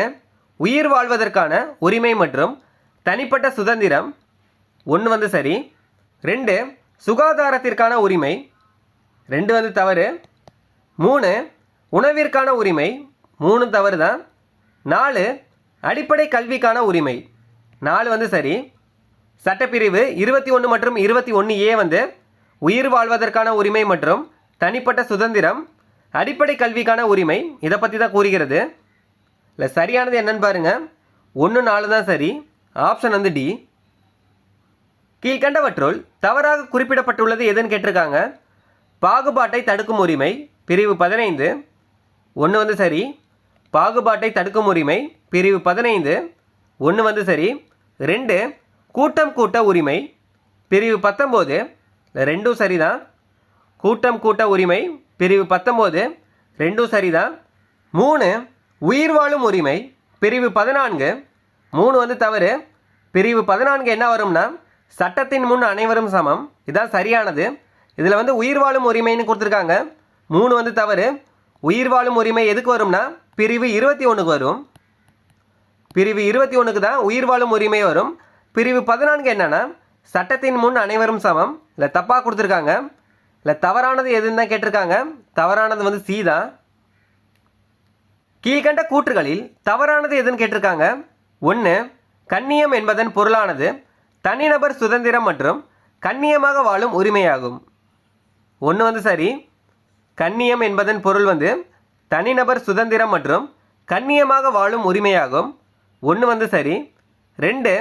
சமூக பொருளாதார உரிமைகளின் வரம்பை உணர ஆதார் மிகவும் பயனுள்ளது.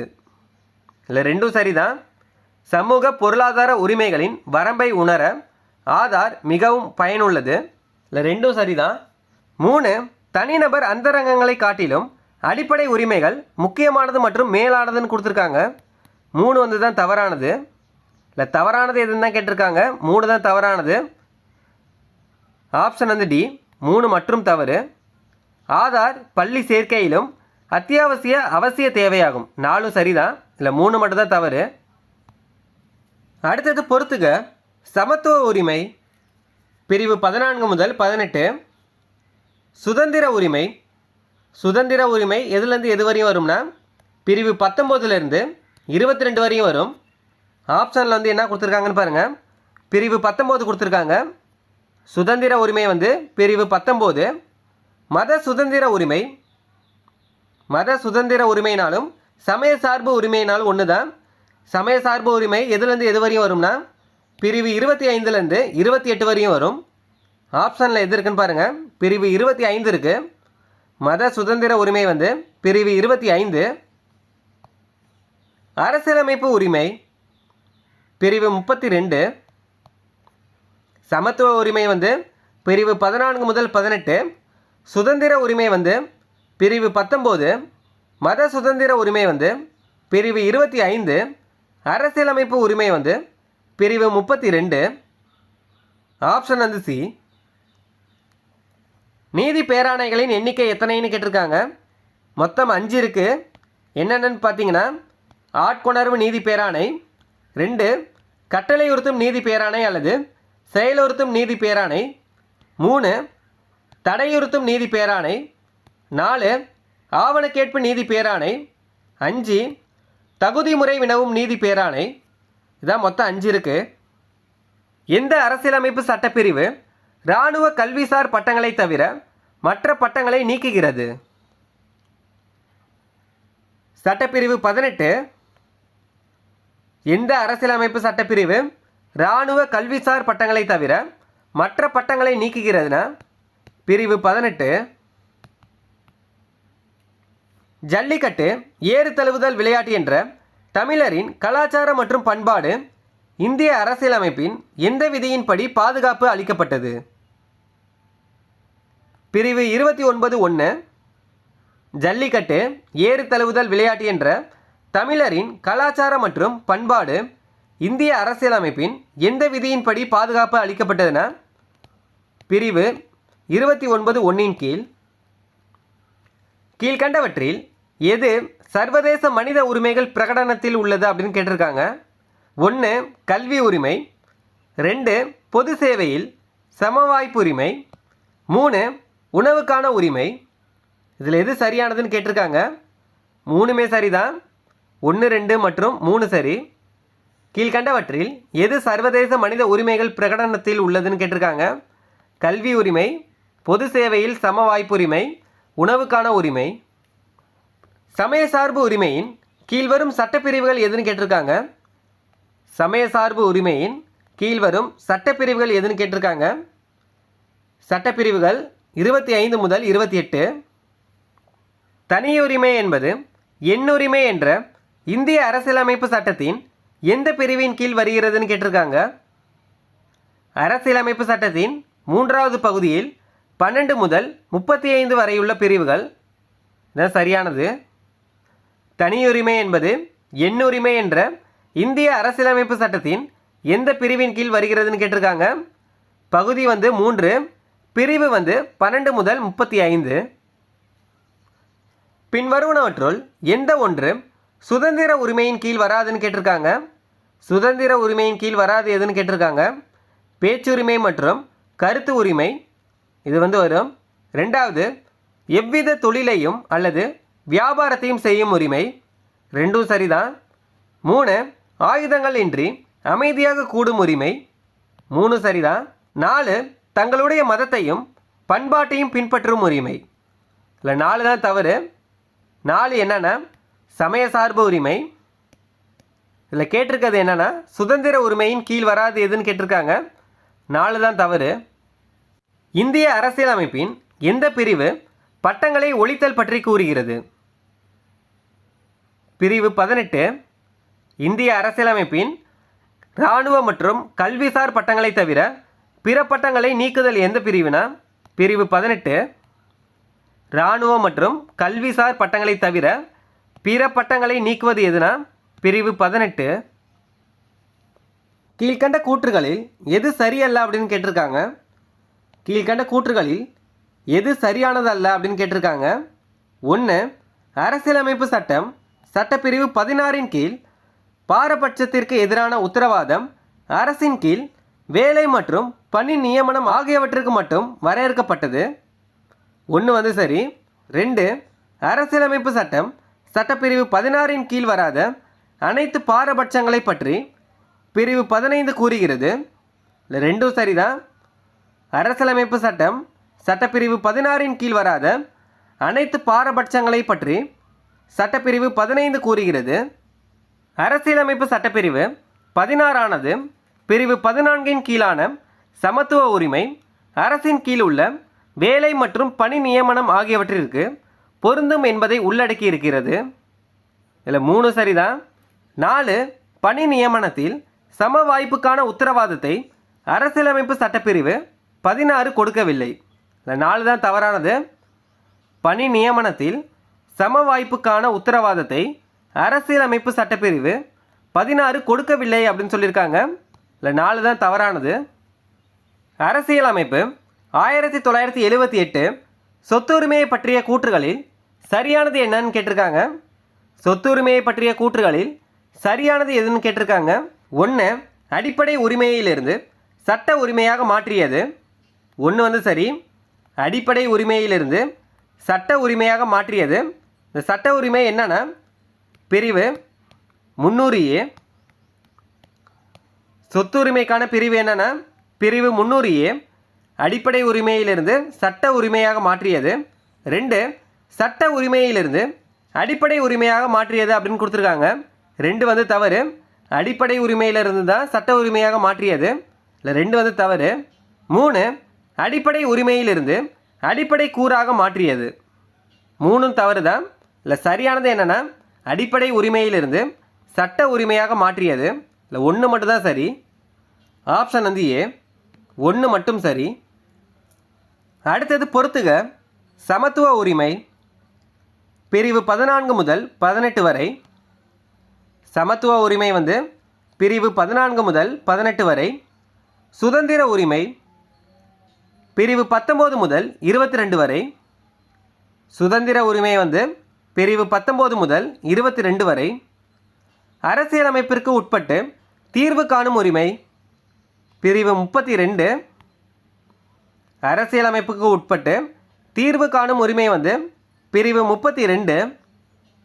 சமய சார்பு உரிமை பிரிவு 25 முதல் 28. சமத்துவ உரிமை பிரிவு 14 முதல் 18. சுதந்திர உரிமை பிரிவு 19 முதல் 22. அரசியலமைப்புக்கு உட்பட்டு தீர்வு காணும் உரிமை பிரிவு 32. சமய சார்பு உரிமை பிரிவு 25 முதல் 28. Option A 2, 3, 4, 1. பின்வருவனவற்றுள் எந்த அடிப்படை உரிமை சட்ட உரிமையாக மாற்றப்பட்டதுன்னு கேட்டிருக்காங்க. அடிப்படை உரிமையிலிருந்து சட்ட உரிமையாக மாற்றப்பட்டது எதுனா சொத்துரிமை. சட்ட உரிமையாக மாற்றப்பட்ட பிரிவு என்னன்னா பிரிவு 300A. அரசியலமைப்பு பிரிவு 14 முதல் 18 வரை எதை விளக்குகிறது அப்படின்னு கேட்டிருக்காங்க. பிரிவு 14 முதல் 18 வரை எதை கூறுகிறதுனா சமத்துவ உரிமையை. அடுத்தது பொறுத்துக.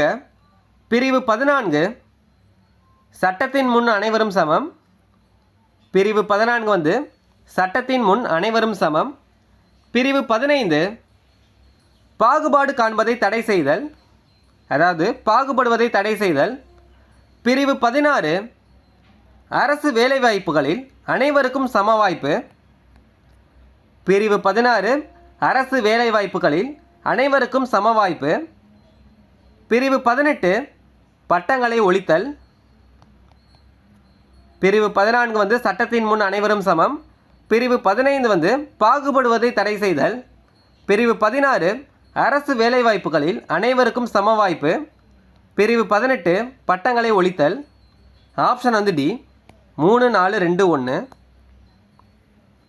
கீழ் சொல்லப்பட்டவற்றுள் நாங்கள் ஆணையிடுகிறோம் என்ற பொருள் உணர்த்துவது எந்த மனுன்னு கேட்டிருக்காங்க.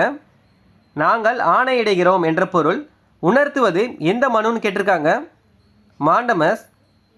அப்படின்னா கட்டளையுறுத்தும் நீதி பேராணை அல்லது செயலுறுத்தும் நீதி பேராணை. கட்டளையுறுத்தும் நீதி பேராணை அல்லது செயலுறுத்தும் நீதி பேராணை. தீண்டாமை ஒழிப்பு பற்றி கூறும் அரசியல் அமைப்பு பிரிவு. சட்டப்பிரிவு 17. தீண்டாமை ஒழிப்பு பற்றி கூறும் அரசியல் அமைப்பு பிரிவு என்னன்னா பிரிவு 17. அடிப்படை உரிமைகள் பற்றிய சரியான கூற்று எதுன்னு கேட்டிருக்காங்க. அடிப்படை உரிமைகள் பற்றிய சரியான கூற்று எதுன்னு கேட்டிருக்காங்க. 1 நீதிமன்றம் மூலமாக நடைமுறைப்படுத்தக்கூடியது. 1 வந்து சரி. நீதிமன்றம் மூலமாக நடைமுறைப்படுத்தக்கூடியது 1 சரி. 2 இந்த உரிமைகள் முழுமையானது. அடிப்படை உரிமைகள் வந்து முழுமையானது கிடையாது. 2 வந்து தவறு. 3 தேசிய அளவிலான அவசர நிலையின் போது பிரிவு 20 மற்றும் பிரிவு 21 கீழ் உள்ளவை தவிர மற்ற அனைத்தும் தற்காலிகமாக நிறுத்தி வைக்கப்படலாம். 3 வந்து சரி. தேசிய அளவிலான அவசர நிலையின் போது பிரிவு 20 மற்றும் 21 கீழ் உள்ளவையை தவிர மற்ற அனைத்தும் தற்காலிகமாக நிறுத்தி வைக்கலாம் அப்படின்னு சொல்லியிருக்காங்க. 3 வந்து சரிதான். 4 இவை இந்திய குடிமக்களுக்கு மட்டும் கிடைக்க பெறக்கூடியதாகும். 4 வந்து தவறு. இல்லை சரியானது என்னன்னு தான் கேட்டிருக்காங்க. 1, 3 தான் சரி. 4 வந்து தவறு. 2, 4 தவறு. ஆப்ஷன் வந்து பி 1 மற்றும் 3 சரி. கீழ்கண்ட கூற்றுகளில் எவை தவறானதுன்னு கேட்டிருக்காங்க. கீழ்கண்ட கூற்றுகளில் எது தவறானதுன்னு கேட்டிருக்காங்க. வாக்களிக்கும் உரிமை 1 வந்து சரிதான். 2 அரசு பணிகளில் பதவி வகிக்கும் உரிமை 2 சரிதான். 3 அரசை விமர்சிக்க கூடாது 3 வந்து தவறு. விமர்சிக்க கூடாதுன்னு யாரும் சொல்லலை. 3 வந்து தவறு. இல்லை தவறானது என்னன்னு தான் கேட்டிருக்காங்க. ஆப்ஷன் வந்து டி 3 மட்டும்தான். பின்வருவனவற்றுள் எது டாக்டர் B.R. அம்பேத்கரால் அரசியலமைப்பின் இதயம் மற்றும் ஆன்மா என விவரிக்கப்பட்டுள்ளது. அரசியலமைப்பு தீர்வுகளுக்கான உரிமை, அதாவது சட்டப்பிரிவு வந்து 32. எந்த அரசியலமைப்பு பிரிவு சிறுபான்மையினர் கல்வி நிறுவனங்களை நிர்வகிக்கும் உரிமை அளிக்கிறது? இந்த கொஸ்டின் வந்து ஏற்கனவே பார்த்துருக்கோம். சட்டப்பிரிவு 30. செய்ய தவறிய ஒரு குறிப்பிட்ட செயலை உடனடியாக செய்ய கோரி நீதிமன்றம் பிறப்பிக்கும் ஆணை. இவ்வாணை பிறப்பிக்கப்பட்டதும் குறிப்பிட்ட அலுவலர் அச்செயலை உடனடியாக செய்ய வேண்டியவராகிறார். இது எவ்வகை நீதி பேராணைன்னு கேட்டிருக்காங்க. செயலுறுத்தும் நீதி பேராணை. ஆட்கொணர் நீதி பேராணை என்பது சட்டத்திற்கு புறம்பாக கைது செய்வதிலிருந்து மக்களை பாதுகாத்தல். கொத்தடிமை தொழிலாளர் முறை ஒழிப்பு சட்டம் கொண்டு வரப்பட்ட ஆண்டு 1976. கொத்தடிமை தொழிலாளர் முறை ஒழிப்பு சட்டம் கொண்டு வரப்பட்ட ஆண்டு எப்பன 1976. தடுப்பு காவலால் பாதிக்கப்படும் உரிமை சுதந்திரத்திற்கான உரிமை. தடுப்பு காவலால் பாதிக்கப்படும் உரிமை எதுனா சுதந்திரத்திற்கான உரிமை. அரசியலமைப்பின் அடிப்படை உரிமைகளை திருத்துவதற்கு பாராளுமன்றத்திற்கு எந்த அதிகாரமும் இல்லை என்று நீதிமன்றம் எந்த பிரபலமான வழக்கில் அறிவித்தது? கோலக்தாத் வழக்கில். அரசியலமைப்பின் அடிப்படை உரிமைகளை திருத்துவதற்கு பாராளுமன்றத்திற்கு எந்த அதிகாரமும் இல்லை என்று நீதிமன்றம் எந்த பிரபலமான வழக்கில் அறிவித்ததுன்னா கோலக்தாத் வழக்கில். இந்திய அரசியலமைப்பு சாசனத்தின் எந்த கூற்று இந்திய மக்களின் மகா சாசனம் என்று அழைக்கப்படுகிறது? அடிப்படை உரிமைகள் இந்திய மக்களின் மகா சாசனம் என அழைக்கப்படுவது எதுனா அடிப்படை உரிமைகள்.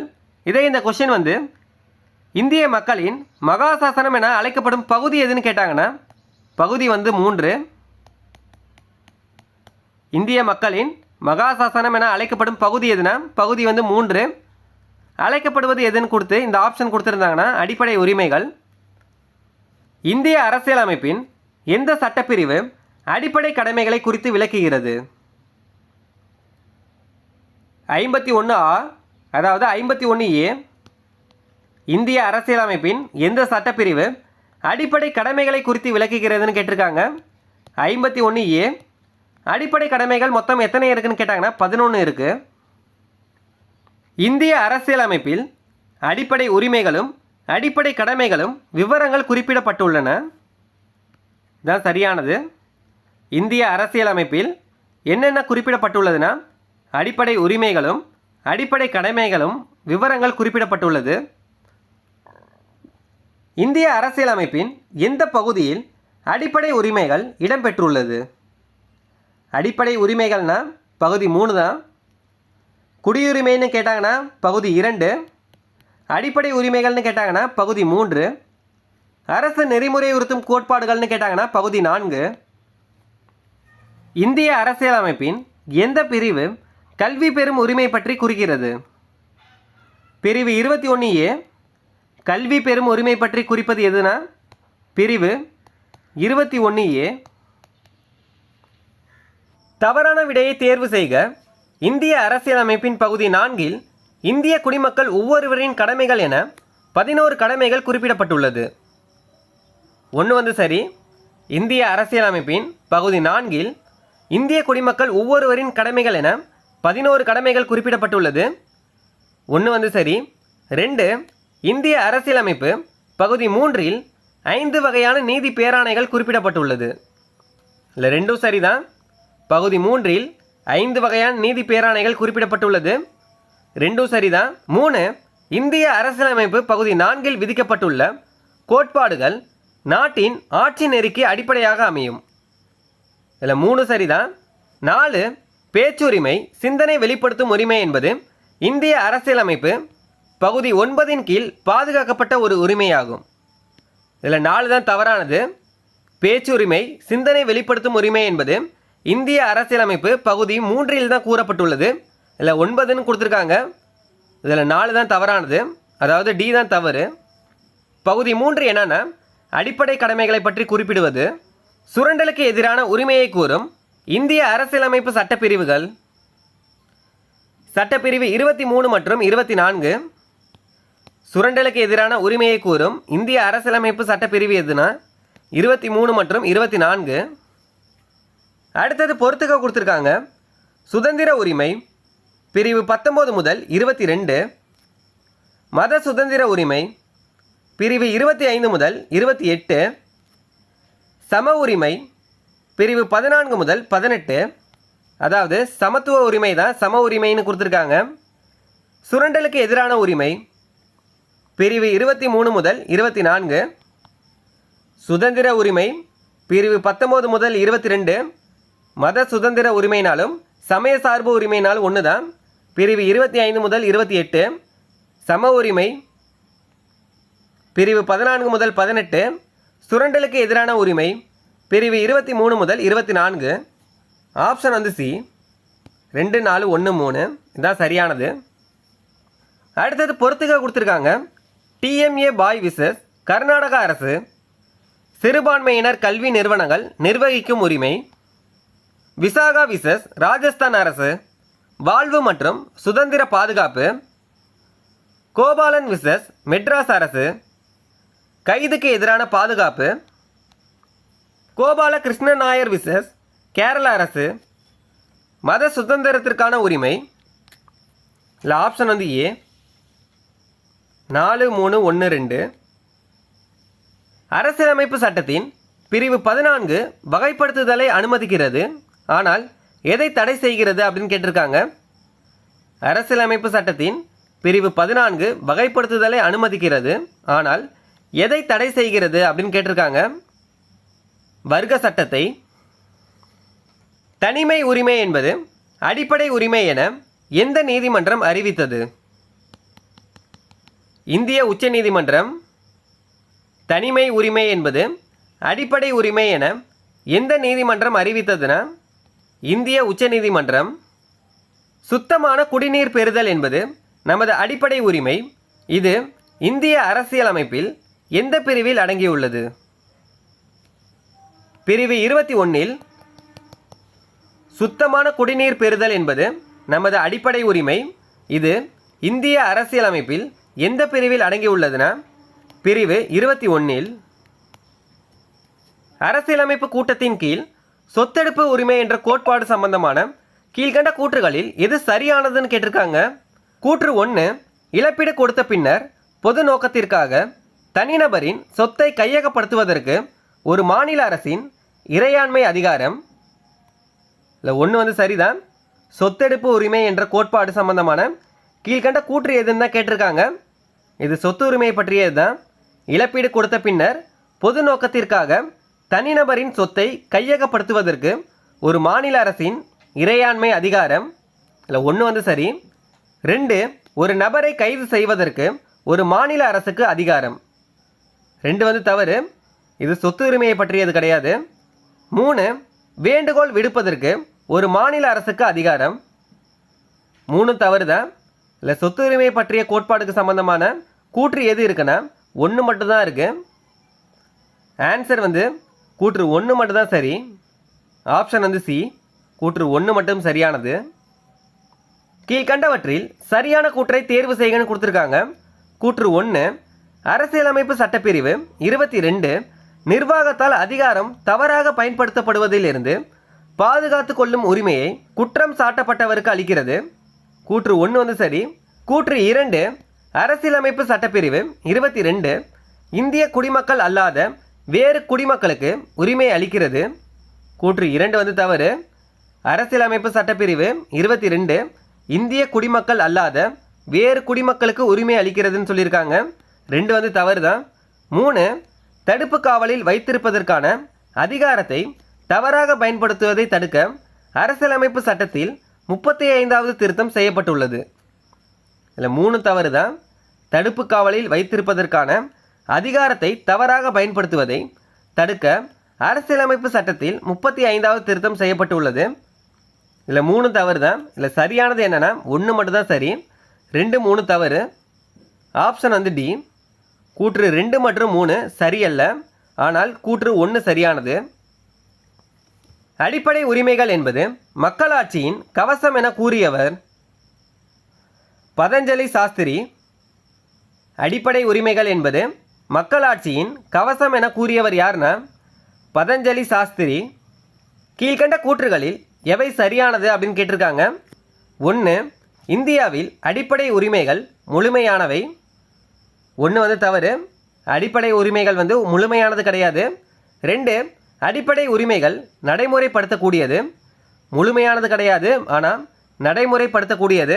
இல்லை 2 தான் சரியானது. ஆப்ஷன் பி, 2 மட்டும் சரி. எந்த சட்டப்பிரிவு இந்திய உச்சநீதிமன்றம் மூலம் இந்திய குடிமக்களுக்கு அரசியலமைப்பு சட்ட பரிகாரம் பெறுவதற்கு வழிவகை செய்கின்றது? அரசியலமைப்பு சட்டப்பிரிவு 32. எந்த சட்டப்பிரிவு இந்திய உச்சநீதிமன்றம் மூலம் இந்திய குடிமக்களுக்கு அரசமைப்பு சட்ட பரிகாரம் பெறுவதற்கு வழிவகை செய்கிறதுனா சட்டப்பிரிவு 32. தவறாக பொருந்தியுள்ளது எதுன்னு கேட்டிருக்காங்க. பிரிவு 14 சட்டத்தின் முன் அனைவரும் சமம். 1 சரி. பிரிவு 17 பொது வேலைவாய்ப்புகளில் சம வாய்ப்பு. 2 தவறு. பிரிவு 17 தீண்டாமையை ஒழித்தல். இதில் பொது வேலைவாய்ப்புகளில் சம வாய்ப்புன்னு கொடுத்துருக்காங்க. இதில் தவறானது என்னென்னா பி தான் தவறானது. இந்திய அரசியலமைப்பு சட்டத்தில் அடிப்படை உரிமைகளில் ஒன்றாக வகைப்படுத்தப்பட்டுள்ள பேச்சு சுதந்திரம் என்பது கீழ்காணும் எந்த நிபந்தனைக்கு உட்பட்டது அப்படின்னு கேட்டிருக்காங்க. 1, நயப்பண்பு மற்றும் ஒழுக்க நெறிகளுக்கு மாறுபாடாக இல்லாமல் இருக்க வேண்டும். ஒன்று வந்து சரிதான். நயப்பண்பு மற்றும் ஒழுக்க நெறிகளுக்கு மாறுபாடாக இல்லாமல் இருக்க வேண்டும். ஒன்று சரி. 2 நீதிமன்ற அவமதிப்பு இல்லாமல் இருக்க வேண்டும். இல்லை ரெண்டும் சரிதான். 3 அரசின் பாதுகாப்பிற்கு பங்கம் ஏற்படும்படி இல்லாமல் இருக்க வேண்டும். இல்லை 3 சரிதான். 4 மத நம்பிக்கைகளுக்கு எதிரானதாக இல்லாமல் இருக்க வேண்டும். இதில் 4 வந்து தவறு. மத நம்பிக்கைகளுக்கு கட்டுப்பாடு எதுவுமே இதுவரையும் சொன்னதில்லை. அதனால் 4 வந்து தவறு. 3 மட்டும்தான் சரி. இதை கேட்டிருக்கிறது என்னென்னா சரியானது என்னன்னு தான் கேட்டிருக்காங்க. 1, 2, 3 மட்டும்தான் சரி.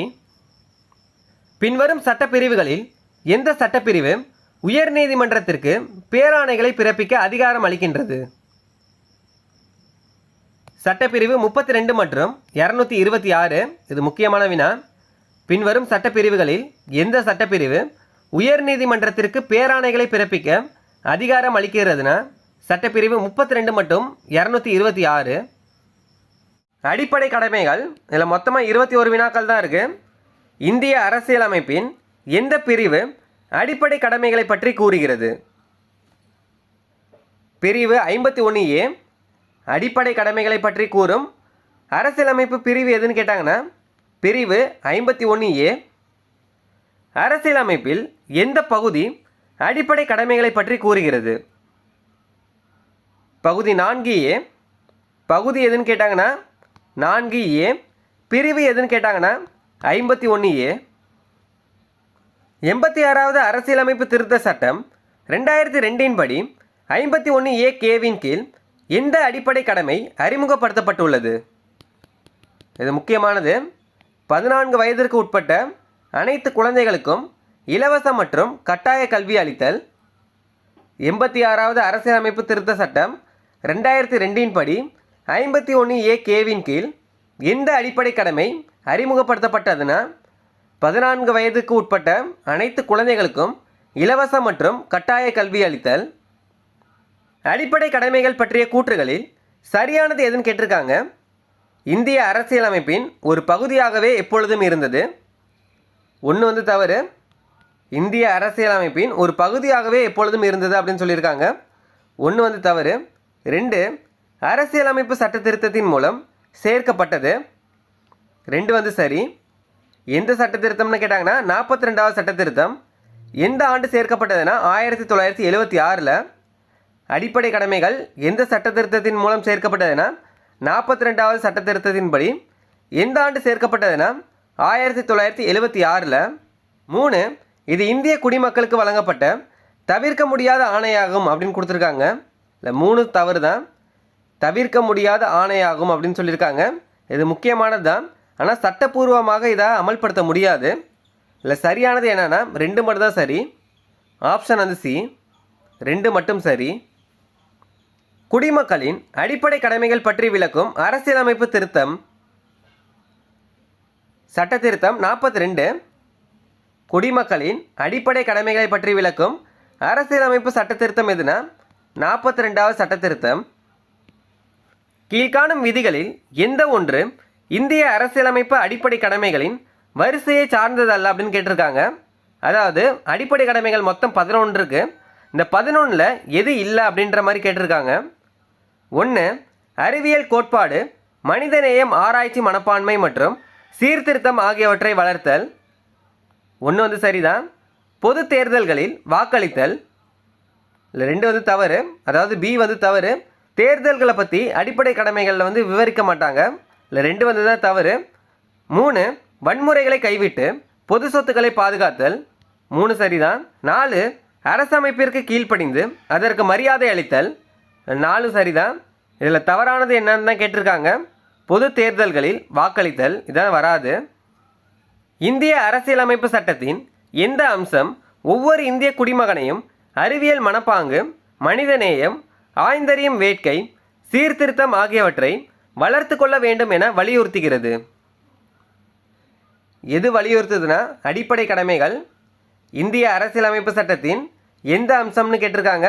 ஒவ்வொரு இந்திய குடிமகனையும் அறிவியல் மனப்பாங்கு, மனிதநேயம், ஆய்ந்தறியும் வேட்கை, சீர்திருத்தம் ஆகியவற்றை வளர்த்து கொள்ள வேண்டும் என வலியுறுத்துகிறதுனா அடிப்படை கடமைகள் தான். அடிப்படை கடமைகள் குறித்து கீழ்காணும் எந்த சொற்றொடர்கள் சரியானது அப்படின்னு கேட்டிருக்காங்க. 1. அடிப்படை கடமைகள் அரசியலமைப்பின் விதி 51A கீழ் கொடுக்கப்பட்டுள்ளது. 1 வந்து சரிதான். அடிப்படை கடமைகளை குறித்து குறிப்பிடும் பிரிவு என்னன்னு கேட்டாங்கன்னா பிரிவு 51A. பகுதி கேட்டாங்கன்னா பகுதி 4A. இல்லை 1 வந்து சரிதான். 2. 11வது அடிப்படை கடமையை 86வது திருத்த சட்டம் 2002 பட்டியலில் சேர்க்கப்பட்டுள்ளது. இல்லை 2ம் சரிதான். 11வது அடிப்படை கடமையை 86வது திருத்த சட்டம் 2002 பட்டியலில் சேர்க்கப்பட்டுள்ளது. 2ம் சரிதான். 3. அறிவியல் மனப்பான்மையை வளர்த்தல் ஒரு அடிப்படை கடமை அல்ல அப்படின்னு கொடுத்துருக்காங்க. 3 வந்து தவறு. அறிவியல் மனப்பான்மையை வளர்த்தல் ஒரு அடிப்படை கடமை தான், இல்லை கடமை அல்லன்னு கொடுத்துருக்காங்க. இல்லை 1, 2 தான் சரி. 3 வந்து தவறு. ஆப்ஷன் வந்து சி, 1 மற்றும் 2 சரி. அடிப்படை கடமைகள் அரசியலமைப்பில் சேர்க்க பரிந்துரை செய்தது எதுன்னு கேட்டிருக்காங்க. ஸ்வரன் சிங் குழு. அடிப்படை கடமைகள் அரசியலமைப்பில் சேர்க்க பரிந்துரை செய்தது எதுனா ஸ்வரன் சிங் குழு. எந்த ஆண்டுன்னு கேட்டாங்கன்னா 1976 எந்த சட்ட திருத்தத்தின் கீழ்னா 42வது சட்ட திருத்தத்தின் கீழ். அடிப்படை கடமைகள் தொடர்பான கீழ்கண்ட வாக்கியங்களில் சரியானவை எவைன்னு கேட்டிருக்காங்க. 1. நாடாளுமன்றத்தில் சட்டத்தின் மூலம் இதை அமல்படுத்த முடியாது. 1 வந்து தவறு. நாடாளுமன்றத்தின் சட்டத்தின் மூலம் இதை அமல்படுத்த முடியும், இல்லை அமல்படுத்த முடியாதுன்னு கொடுத்துருக்காங்க. இல்லை 1 வந்து தவறு. 2. இது இந்திய குடிமக்களுக்கு பொருந்தும். 2 வந்து சரி. அடிப்படை கடமைகள் என்பது வந்து இந்திய குடிமக்களுக்கு மட்டுமே பொருந்தும். 2 வந்து சரி. 3. அனைத்து அடிப்படை கடமைகளுமே ஒழுக்க நெறிகளையோ அல்லது குடிமை கடமையையோ அடிப்படையாக கொண்டவை. இல்லை 3 சரிதான். 4. அரசுக்கு வரிகளை செலுத்துவதும் ஒரு அடிப்படை கடமையாகும்னு சொல்லியிருக்காங்க. 4 வந்து தவறு. அடிப்படை கடமைகள் மொத்தம் 11 இருக்கு. அந்த 11ல் இது வந்து இருக்காது. அரசுக்கு வரிகளை செலுத்துவதும் ஒரு அடிப்படை கடமைன்னு கொடுத்துருக்காங்க. இது வந்து தவறு தான். சரியானது என்னன்னு தான் கேட்டிருக்காங்க. 2, 3 தான் சரி. ஆப்ஷன் வந்து சி, 2 மற்றும் 3 சரி. அடிப்படை கடமைகள் எந்த அரசியலமைப்பு சட்ட திருத்தத்தால் அரசியலமைப்பில் இணைக்கப்பட்டதுன்னு கேட்டிருக்காங்க. 42வது அரசியலமைப்பு சட்ட திருத்தத்தால். கீழ்கண்டவற்றுள் தவறானது எதுன்னு கேட்டிருக்காங்க. 1. அடிப்படை கடமைகள் இந்திய அரசியலமைப்பின் 4A உள்ளது. 1 வந்து சரிதான். அடிப்படை கடமைகள் வந்து அதோட பகுதி வந்து 4A தான். 1 வந்து சரி. 2. 42வது சட்ட திருத்தத்தின்படி அடிப்படை கடமை இந்திய அரசியலமைப்புடன் இணைக்கப்பட்டது. இல்லை 2ம் சரிதான். 42வது சட்ட திருத்தத்தின்படி அடிப்படை கடமை இந்திய அரசியலமைப்புடன் இணைக்கப்பட்டது. 2ம் சரிதான். 3. 2002ஆம் ஆண்டு 82வது சட்ட திருத்தத்தின்படி மேலும் ஒரு அடிப்படை கடமை சேர்க்கப்பட்டுள்ளது. இல்லை 3 தான் தவறானது. 2002ஆம் ஆண்டு மேலும் ஒரு அடிப்படை கடமை சேர்க்கப்பட்டுள்ளது. ஆனால் எந்த சட்ட திருத்தத்தின்படினா 86வது சட்ட திருத்தம், இல்லை 82வதுன்னு கொடுத்துருக்காங்க. 3 தான் தவறானது. கேட்டிருக்கிறது தவறானது எதுன்னு தான் கேட்டிருக்காங்க. ஆப்ஷன் வந்து சி. குடிமக்களின் அடிப்படை கடமைகள் பற்றி விளக்கும் அரசியலமைப்பு சரத்து, அதாவது அடிப்படை கடமைகள் பற்றிய பகுதி எதுன்னு கேட்டிருக்காங்க. பகுதி 4A தான் சரியானது.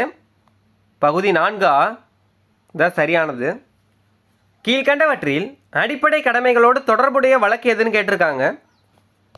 ராம் சரண் வழக்கு. அடிப்படை கடமைகளோடு தொடர்புடைய வழக்கு எதுனா ராம் சரண் வழக்கு. கீழ்கண்டவற்றுள் எது ஒரு குடிமகனின் கடமை அல்ல அப்படின்னு கேட்டிருக்காங்க. அரசியலமைப்புக்கு ஏற்ப நடந்து அதனுடைய கோட்பாடுகள், நிறுவனங்கள், தேசிய கொடி மற்றும் தேசிய கீதம் ஆகியவற்றை மதித்து நடத்தல். ஏ வந்து சரிதான். அடுத்தது இந்தியாவின் இறைமை, ஒற்றுமை, ஒருமைப்பாடு ஆகியவற்றை பேணி பாதுகாக்க வேண்டும். இல்லை 2ம் சரிதான். 3. தேவைப்படும் போது எல்லாம் நாட்டை பாதுகாப்பதும் நாட்டுக்கு சேவை செய்யவும் வேண்டும். இல்லை 3 சரிதான். 4 தான் இதில் தவறானது. கட்டாய இராணுவ சேவை செய்ய வேண்டும். இல்லை கட்டாய இராணுவ சேவை செய்ய வேண்டும்னு சொல்லலை. 4 தான் தவறானது. பின்வரும் இந்திய அரசியலமைப்பு சட்டத்தின் அடிப்படை கடமைகள் குறித்து வரும் சரியான கூற்று எதுன்னு கேட்டிருக்காங்க. 1. இந்திய அரசியலமைப்பு சட்டம் உருவாக்கியதில் இருந்து அடிப்படை கடமை ஒரு பகுதியாக இருந்து வருகிறது. ஒன்று வந்து தவறு. இந்திய அரசியலமைப்பு சட்டம் உருவாக்கியதில் இருந்து அப்படின்னு சொல்லியிருக்காங்க. அடிப்படை கடமை வந்து ஒரு பகுதியாக இருந்து வருகிறது அப்படின்னு சொல்லியிருக்காங்க. அடிப்படை கடமைகள் சேர்க்கப்பட்ட ஆண்டே 1976 தான். இல்லை, இந்திய அரசியலமைப்பு சட்டம் உருவாக்கியதில் இருந்து அப்படின்னு சொல்லியிருக்காங்க. ஒன்று வந்து தவறு. 2, அடிப்படை கடமை இந்திய குடிமகனுக்கு மட்டுமே பொருந்தும். 2 வந்து சரி. 3, ஸ்வரன் சிங் குழு மூலம் அடிப்படை கடமைகளை ஒரு பகுதியாக அரசியலமைப்பு சட்டத்தில் சேர்க்கப்பட்டது. 3 வந்து சரி. ஸ்வரன் சிங் குழு மூலம் அடிப்படை கடமைகளை ஒரு பகுதியாக அரசியலமைப்பு சட்டத்தில் சேர்க்கப்பட்டது. 3 வந்து சரிதான். எந்த ஆண்டுன்னு கேட்டாங்கன்னா 1976. 4, நீதி பேராணைகள் மூலம் அடிப்படை கடமைகளை நிலைநாட்ட முடியும். 4 வந்து தவறு. நீதி பேராணைகள் மூலம் அடிப்படை கடமைகளை நிலைநாட்ட முடியும்னு சொல்லியிருக்காங்க. நேரடியாக ஆனால் செயல்படுத்த முடியாது. 4 தவறு தான். சரியானது என்னென்னா 2, 3 தான் சரி. ஆப்ஷன் வந்து சி, 2, 3 சரி.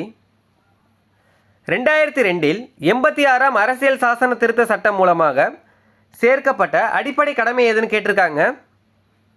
2002 86வது அரசியலமைப்பு திருத்த சட்டத்தின் மூலம் சேர்க்கப்பட்ட அடிப்படை கடமை எதுன்னு கேட்டிருக்காங்க. இது முக்கியமானது. 6 முதல் 14 வயது குழந்தைகளுக்கான கல்வி கற்கும் வாய்ப்பு வழங்குதல். இதுதான் இதில் சரியானது.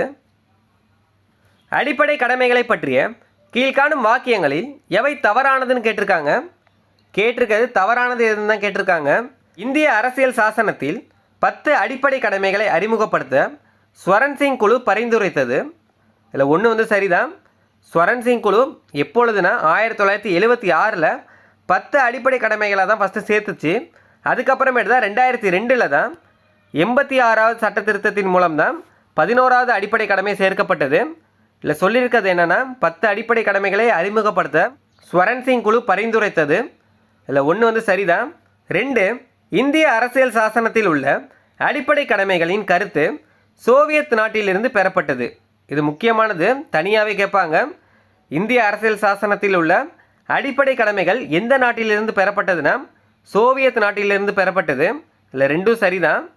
3, அடிப்படை கடமைகளை 42வது திருத்த சட்டம் அறிமுகப்படுத்தியது. 3 சரிதான்.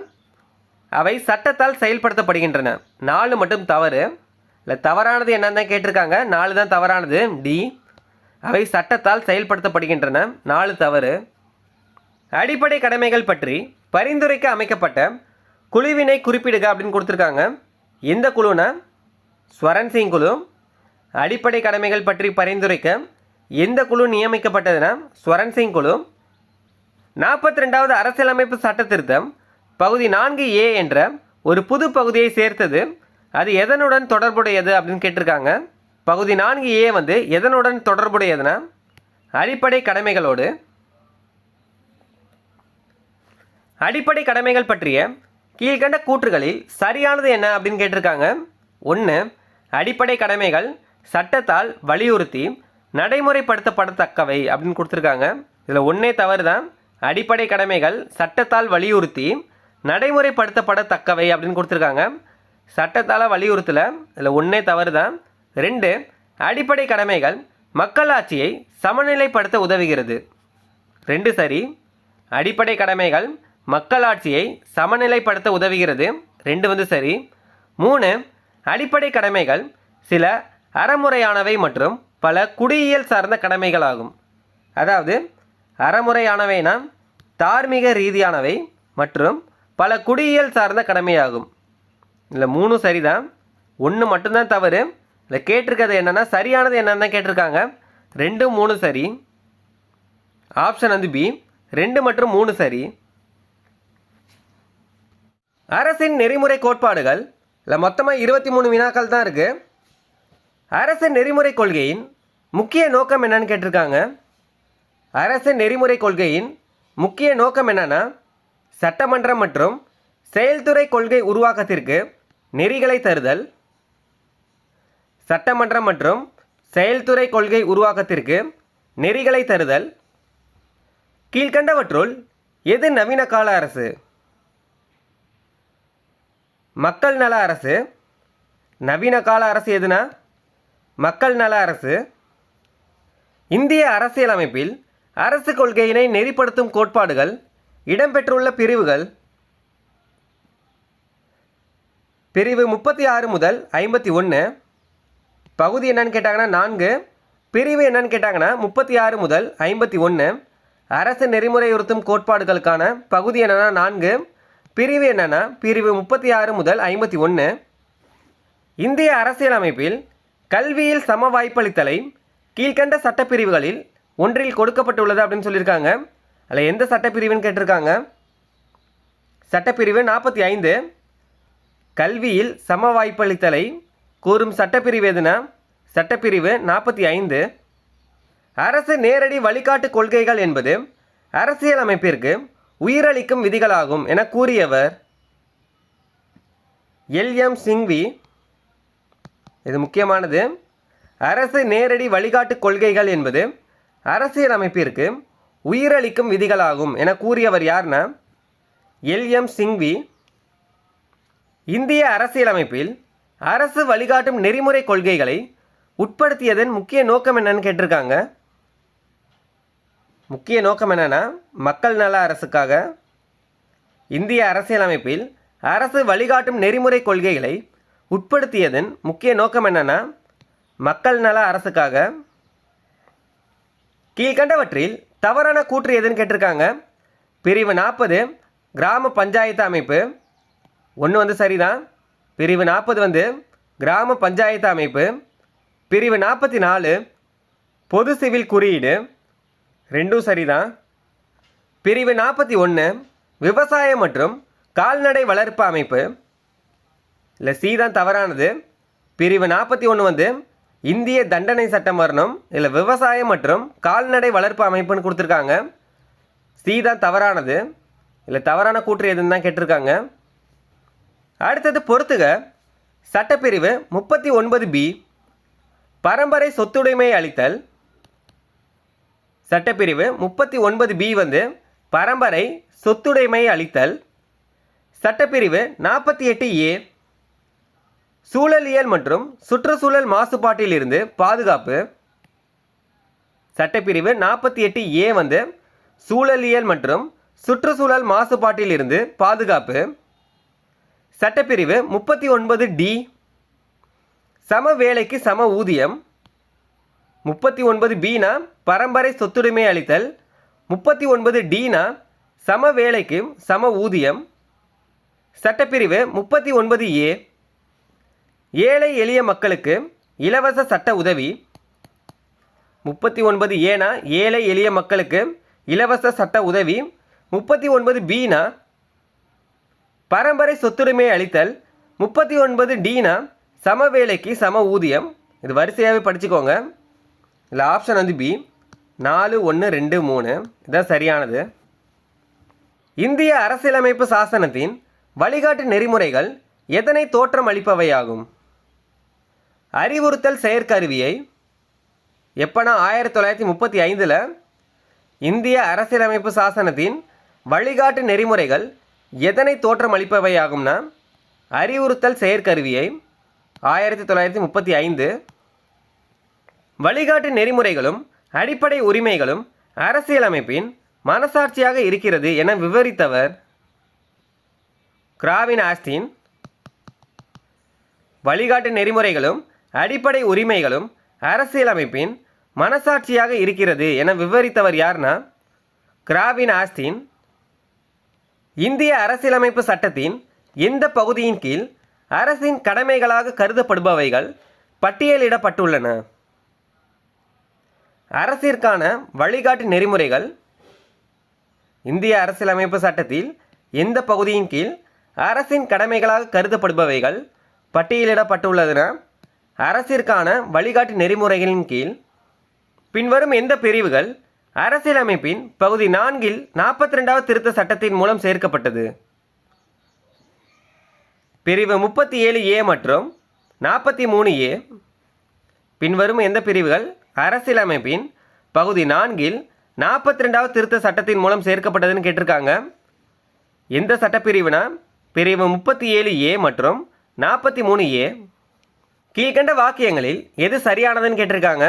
1 இந்திய அரசியலமைப்பின் 4ஆம் பகுதியில் அரசு கொள்கையினை நெறிப்படுத்தும் கோட்பாடுகள் இடம்பெற்றுள்ளன. 1 வந்து சரிதான். இந்திய அரசியலமைப்பின் அரசு நெறிமுறையுறுத்தும் கோட்பாடுகளுக்கான பிரிவு எதுனா 36 முதல் 51. பகுதி எதுன்னு கேட்டாங்கன்னா பகுதி 4. 1 வந்து சரிதான். 2 இந்திய அரசியலமைப்பின் 5ஆம் பகுதியில் அரசு கொள்கையினை நெறிப்படுத்தும் கோட்பாடுகள் இடம்பெற்றுள்ளன. 2 வந்து தவறு தான். 5ஆம் பகுதி வந்து எதை விவரிக்கும்னா நடுவண் அரசின் நிர்வாகத்தை பற்றி குறிப்பிடும். இதில் வந்து என்ன கொடுத்துருக்காங்கன்னு பாருங்கள், அரசு கொள்கையினை நெறிப்படுத்தும் கோட்பாடுகள் இடம்பெற்றுள்ளன அப்படின்னு கொடுத்துருக்காங்க. இது வந்து தவறு தான். 5ஆம் பகுதி எதை விவரிக்கும்னா நடுவண் அரசின் நிர்வாகம் பற்றி தான் விவரிக்கும். இல்லை மாற்றி கொடுத்துருக்காங்க. 2 வந்து தவறு. 3 இந்திய அரசியலமைப்பின் 3ஆம் பகுதியில் அரசு கொள்கையினை நெறிப்படுத்தும் கோட்பாடுகள் இடம்பெற்றுள்ளன. இதில் 3 தவறு தான். இந்திய அரசியலமைப்பின் 3ஆம் பகுதி எதை விவரிக்கும்னா அடிப்படை உரிமைகளை பற்றி விவரிக்கும். இல்லை அரசு கொள்கையினை நெறிப்படுத்தும் கோட்பாடுகள் இடம்பெற்றுள்ளன அப்படின்னு கொடுத்துருக்காங்க. இதில் 3 தவறு தான். 4 இந்திய அரசியலமைப்பில் பகுதி 4A அரசு கொள்கையினை நெறிப்படுத்தும் கோட்பாடுகள் இடம்பெற்றுள்ளன. இதில் இதுவும் தவறு தான். பகுதி 4A வந்து எதை விவரிக்கும்னா அடிப்படை உரிமைகளை விவரிக்கும். இதில் வந்து அரசு கொள்கையினை நெறிப்படுத்தும் கோட்பாடுகள்னு கொடுத்துருக்காங்க. இதில் 1 மட்டும் தான் சரி, அடுத்த 3மே தவறு தான். ஆப்ஷன் வந்து ஏ, 1 மட்டும் சரி. இந்திய அரசியலமைப்பில் அரசு வழிகாட்டு நெறிமுறை கொள்கை ஒரு உன்னதமான பண்பு என்று கூறியவர் டாக்டர் B.R. அம்பேத்கர். இந்திய அரசியலமைப்பில் அரசு வழிகாட்டு நெறிமுறை கொள்கை ஒரு உன்னதமான பண்பு என்று கூறியவர் யாருன்னா B.R. அம்பேத்கர். Doctor B.R. அம்பேத்கரால் இந்திய அரசியலமைப்பின் இதயமும் உயிரும் என வர்ணிக்கப்பட்ட அடிப்படை உரிமை எதுன்னு கேட்டிருக்காங்க. அதாவது இந்திய அரசியலமைப்பின் இதயம் மற்றும் ஆன்மா என வர்ணிக்கப்பட்ட அடிப்படை உரிமை எதுன்னு கேட்டிருக்காங்க. அரசியலமைப்பிற்கு உட்பட்டு தீர்வு காணும் உரிமை. இதே சட்டப்பிரிவு எதுன்னு கேட்டாங்கன்னா சட்டப்பிரிவு 32. Doctor B.R. அம்பேத்கரால் இந்திய அரசியலமைப்பின் இதயமும் உயிரும் என வர்ணிக்கப்பட்ட அடிப்படை உரிமை எதுனா அரசியலமைப்பிற்கு உட்பட்டு தீர்வு காணும் உரிமை. எந்த சட்டப்பிரிவுன்னு கேட்டாங்கன்னா சட்டப்பிரிவு 32. கீழ்கண்டவற்றுள் எந்த சட்டப்பிரிவு சுற்றுச்சூழல் பாதுகாப்பு மேம்படுத்துதல், காடுகள் மற்றும் வனவிலங்குகள் பாதுகாப்பு பற்றி கூறுகிறது? சட்டப்பிரிவு 48A. கீழ்கண்டவற்றுள் எந்த சட்டப்பிரிவு சுற்றுச்சூழல் பாதுகாப்பு மேம்படுத்துதல், காடுகள் மற்றும் வனவிலங்கு பாதுகாப்பு பற்றி கூறுகிறதுனா எந்த சட்டப்பிரிவுன்னு கேட்டாங்கன்னா சட்டப்பிரிவு 48A. கீழ்கண்டவற்றுள் எது அறிவுறுத்தல் கருவி என்று அழைக்கப்படுகிறது? அரசின் வழிகாட்டும் நெறிமுறைகள் அறிவுறுத்தல் கருவி என அழைக்கப்படுவது எதுனா அரசின் வழிகாட்டும் நெறிகள். அரசின் நெறிமுறை கொள்கைகளை கொண்ட இந்திய அரசியலமைப்பு பிரிவுகள் 38, 39, 41, 42 மற்றும் 43 எந்த கொள்கைகளை வெளிப்படுத்துகிறது அப்படின்னு கேட்டிருக்காங்க. அரசின் நெறிமுறை கொள்கைகளை கொண்ட இந்திய அரசியலமைப்பு பிரிவுகள் 38, 39, 41, 42 மற்றும் 43 எந்த கொள்கைகளை வெளிப்படுத்துகிறதுனா சமதர்ம கொள்கைகளை.